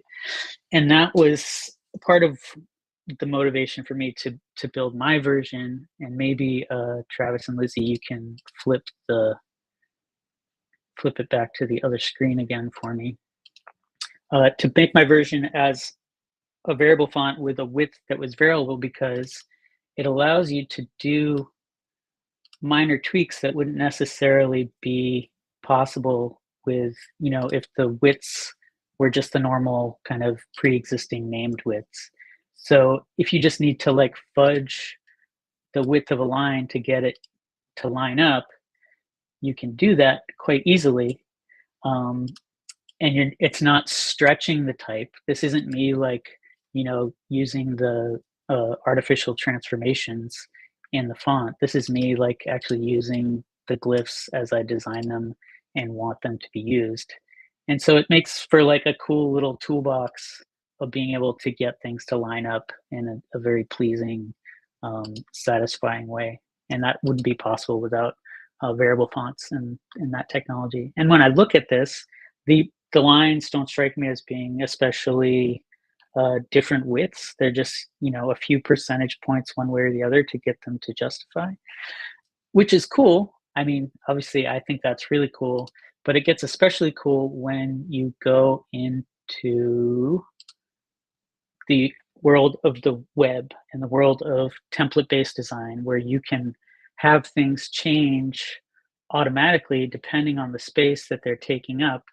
And as you can see, this is, as I'm making the window narrower here, the styles they're not getting squished mechanically. It's just using successively wider and narrower widths of the variable font in order to fill out that line.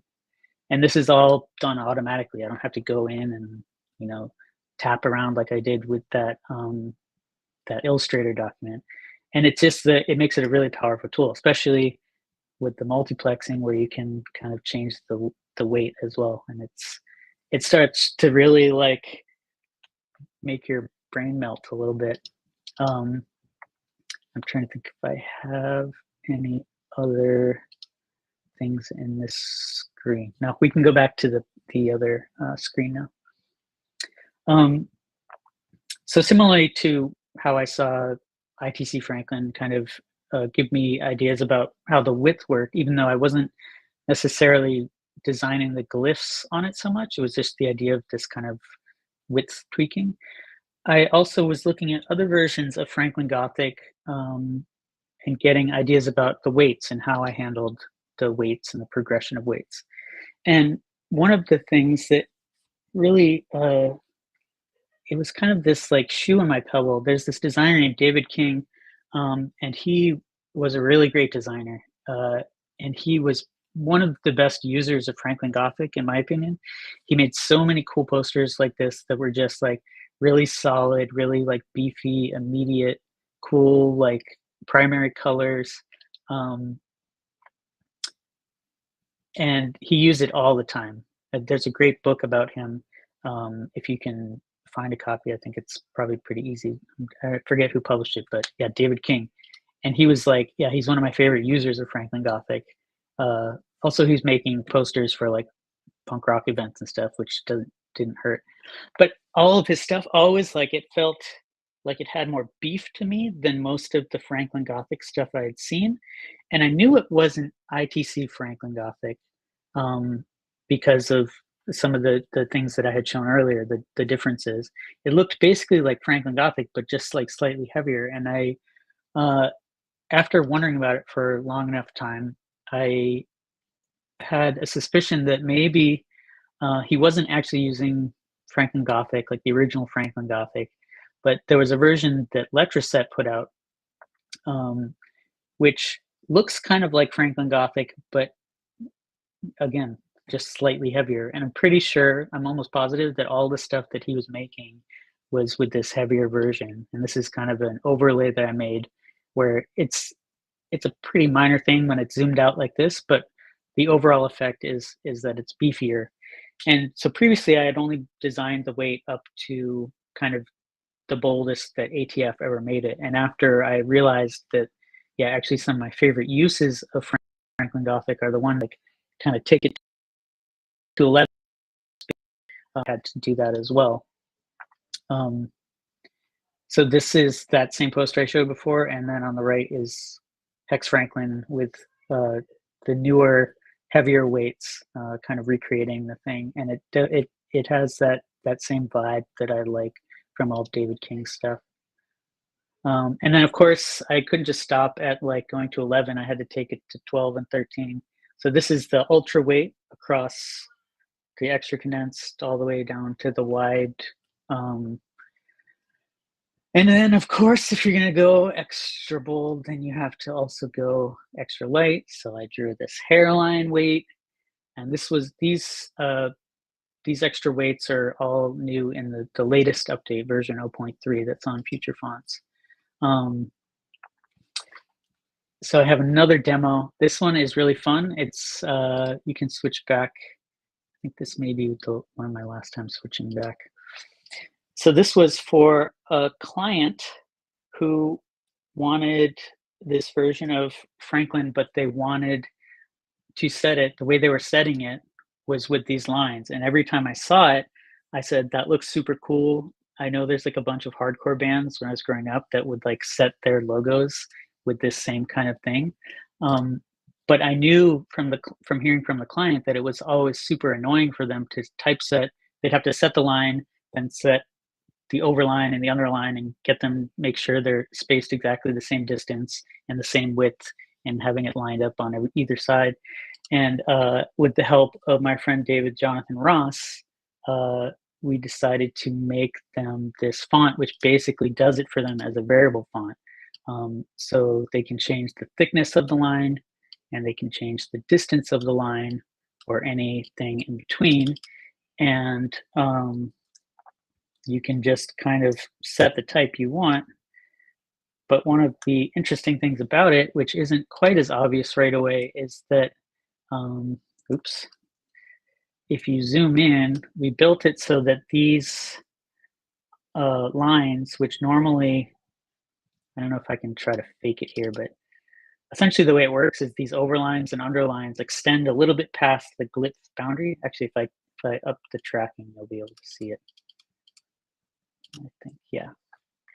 So each glyph has basically a line built above and below it.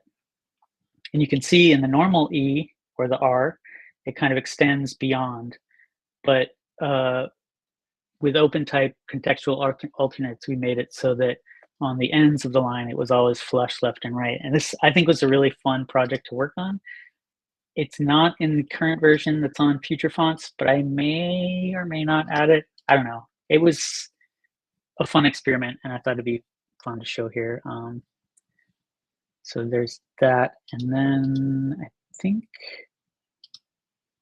there's maybe, oh yeah, so this was like the first, I think the first in a series of kind of customizations I had done of Franklin Gothic for other clients. So this was this Australian beer company called Tooheys. I actually don't even know how to say it.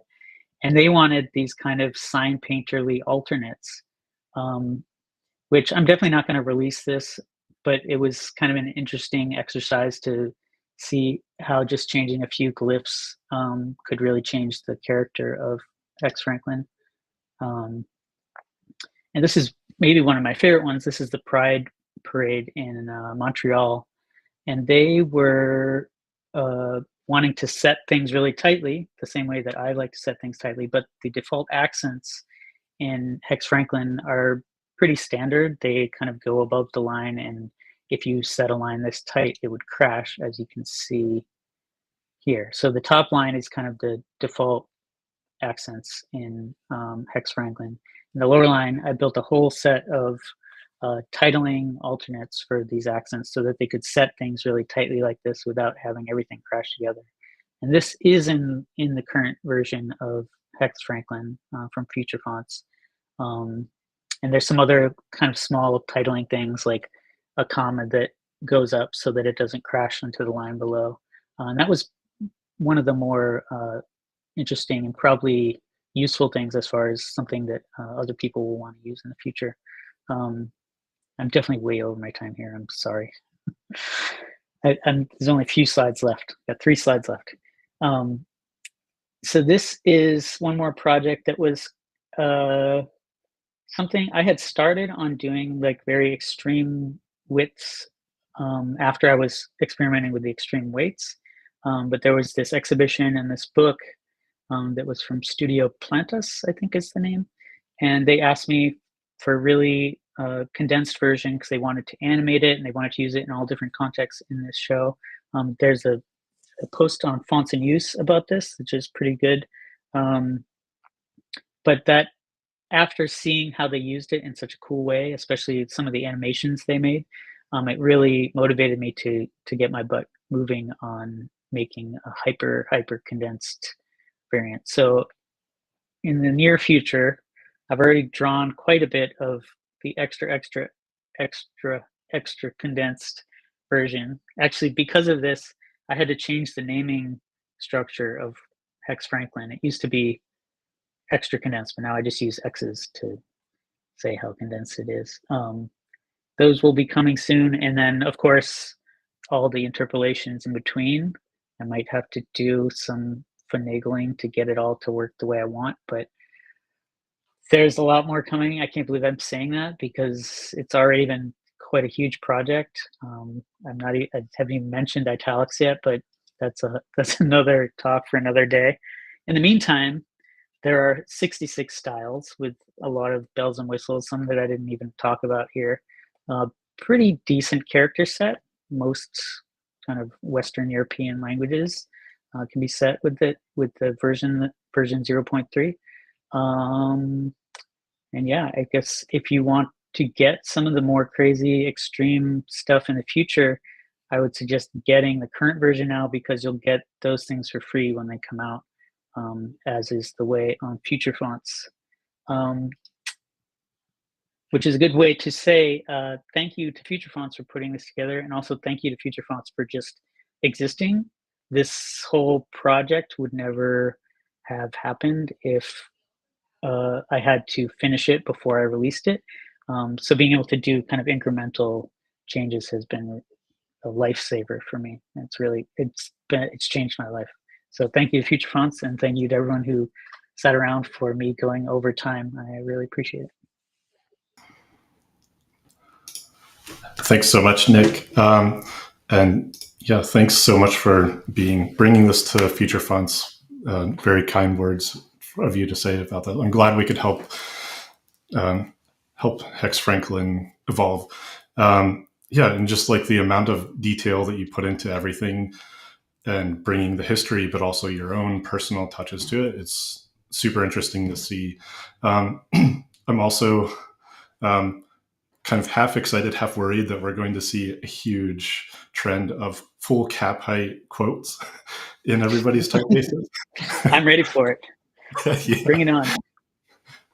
There are, I know Jackson Kavanaugh has kind of display quotation marks in his, I think all his fonts. Frank Grieshammer definitely puts them in there. There's a Unicode character that works perfectly. It's like the ornament quotation mark or whatever. Yeah. Cool. Yeah, your work is so well researched and informs such a strong point of view as a designer. Everything seems so intentional, and I really admire that in everything that you've put out there, especially Hex Franklin too. And the other thing that Travis brought up while you were talking was that like old versions could kind of be like collector's items, because you might have that Helvetica one or that one that you might like nick in the future. And so it's kind of, we never considered old versions like collector's items. Like there are a few Ono typefaces, like Chi had like the variable drip version, which I thought was like the coolest word, and he cut that out. But you can still use the old version. It works pretty well. So. But yeah, I don't know. The other problem with keeping all that stuff is it just adds an exponential amount of work, especially with all the weights and widths, italics. And we'll see. But usually it's like if a client comes to me and says, we want this, and maybe we have some money we can throw at you to make it happen, that's usually what determines whether or not something gets really polished for the final version. Cool. Keep going on it. Thanks so much, Nick. Yeah, thank you. Cool. So thanks everyone for tuning in to the second version of HyperTalks. It was a blast. We're already getting excited for the next one. If you want to support us or the speakers, we have a huge library of amazing fonts on FutureFonts.xyz. To stay up to the date on the latest news, sign up for our newsletter, subscribe to our YouTube channel, Instagram. A huge thank you to all the speakers for such creative, thoughtful, and generous talks and sharing a little piece of your world and minds. And also a shout out to the typefaces we used in the branding: Sea Summer by Celine Herka and Zetkin by Inga Plonigs. We hope you all have a wonderful weekend wherever you may be. Thank you again so much for joining us. And also, this will be archived on YouTube in case you missed the beginning of it or want to share it with everyone. So thanks so much, and we'll hopefully see you next year. Thank you.